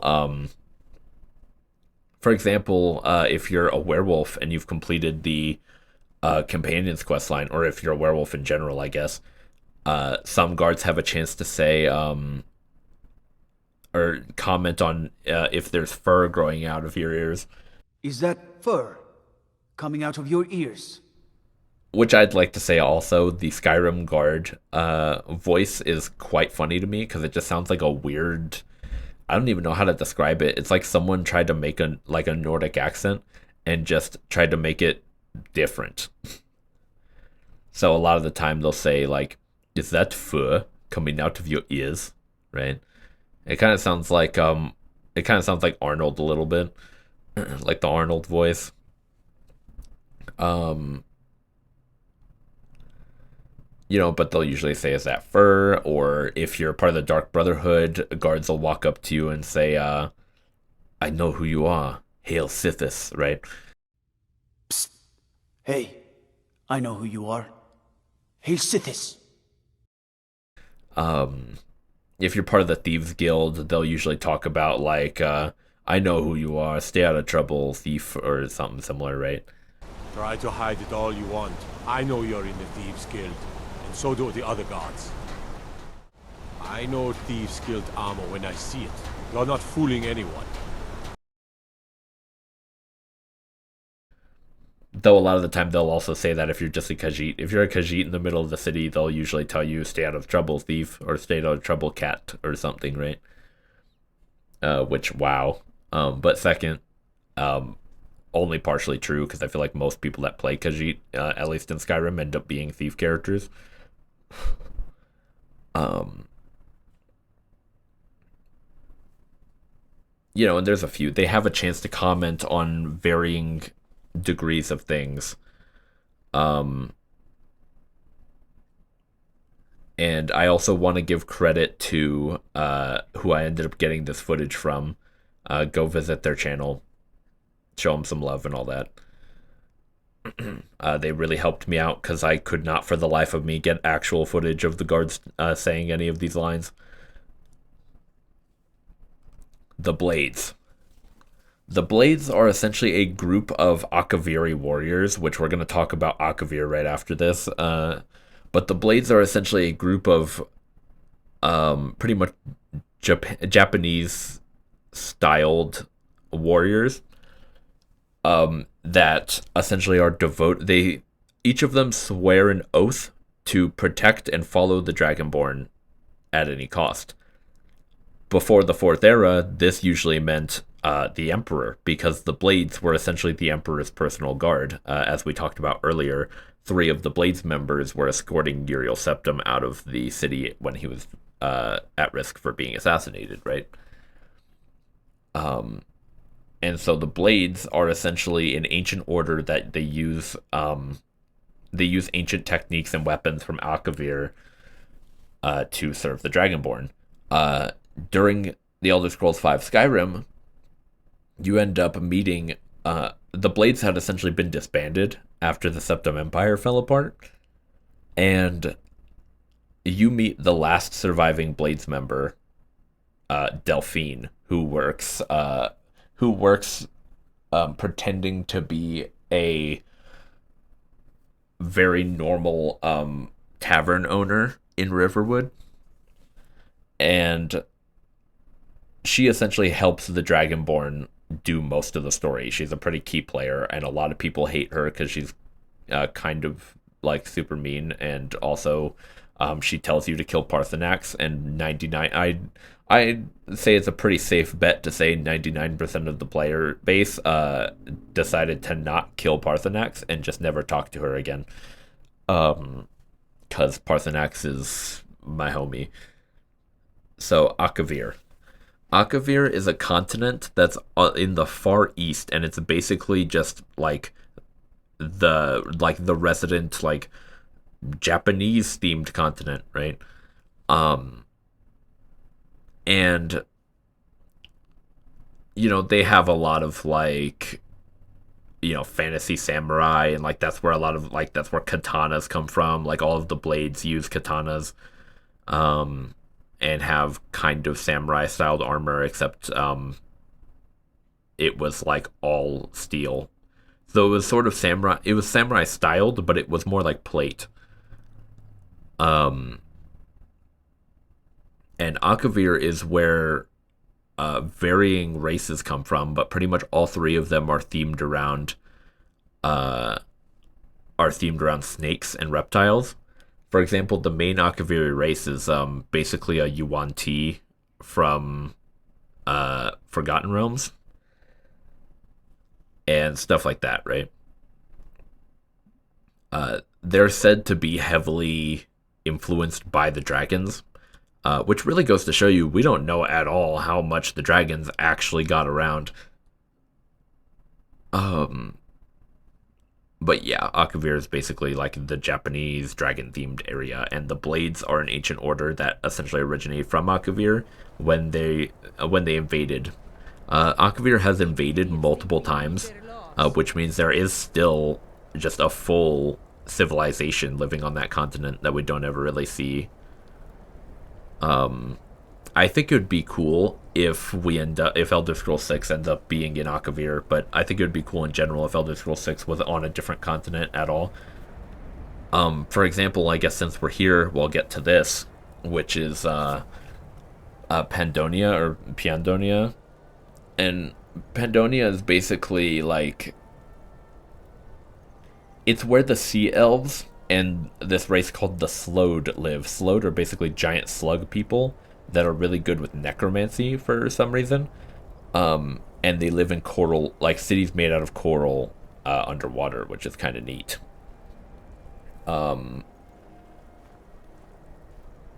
Whereas a sea elf or a Maormer, I really like the Maormer like aesthetic and lore. I really like a lot of the stuff they do. Maormer are known for being pirates, so you're not really likely to see one on Tamriel, but you are pretty likely to see one if you're traveling the oceans. Just in general, right? And yeah, so there's that. And so it's very interesting, right? But Pandonia is basically a place that's essentially it's basically a giant continent that's just black marsh. It's basically a bunch of swamps and jungle trees and shit. And it's very like, you know, it's very murky. But Maormer are pretty cool. They have people that can essentially talk to like these sea serpents that live near their continent, and they essentially persuade them to like help their boats move faster, and generally like they use a lot of like electricity themed rituals and stuff with the sea serpents. It's pretty cool, but we never really see them. It could be cool if the next game's set there too. And I think that's pretty much it, besides maybe a few extra things I didn't really go into, like dragon priests. Yeah, so there you go. And going through all of that, you know, you can see why I think this franchise is weird, but man, I love it to death. I'm a big fan of Elder Scrolls. I've said plenty of times during this video, I'm sure. And No lollygagging. you know, I have so much passion for the way this franchise is, the lore, the story, the characters, the everything. I love it so much I've tried to make 4 different D&D campaigns in the Elder Scrolls universe. And I just can't get over how much I love this franchise. And I hope at least some of you guys see this franchise the way I do after watching this video. So, until we meet again, I suppose. See ya in the next video.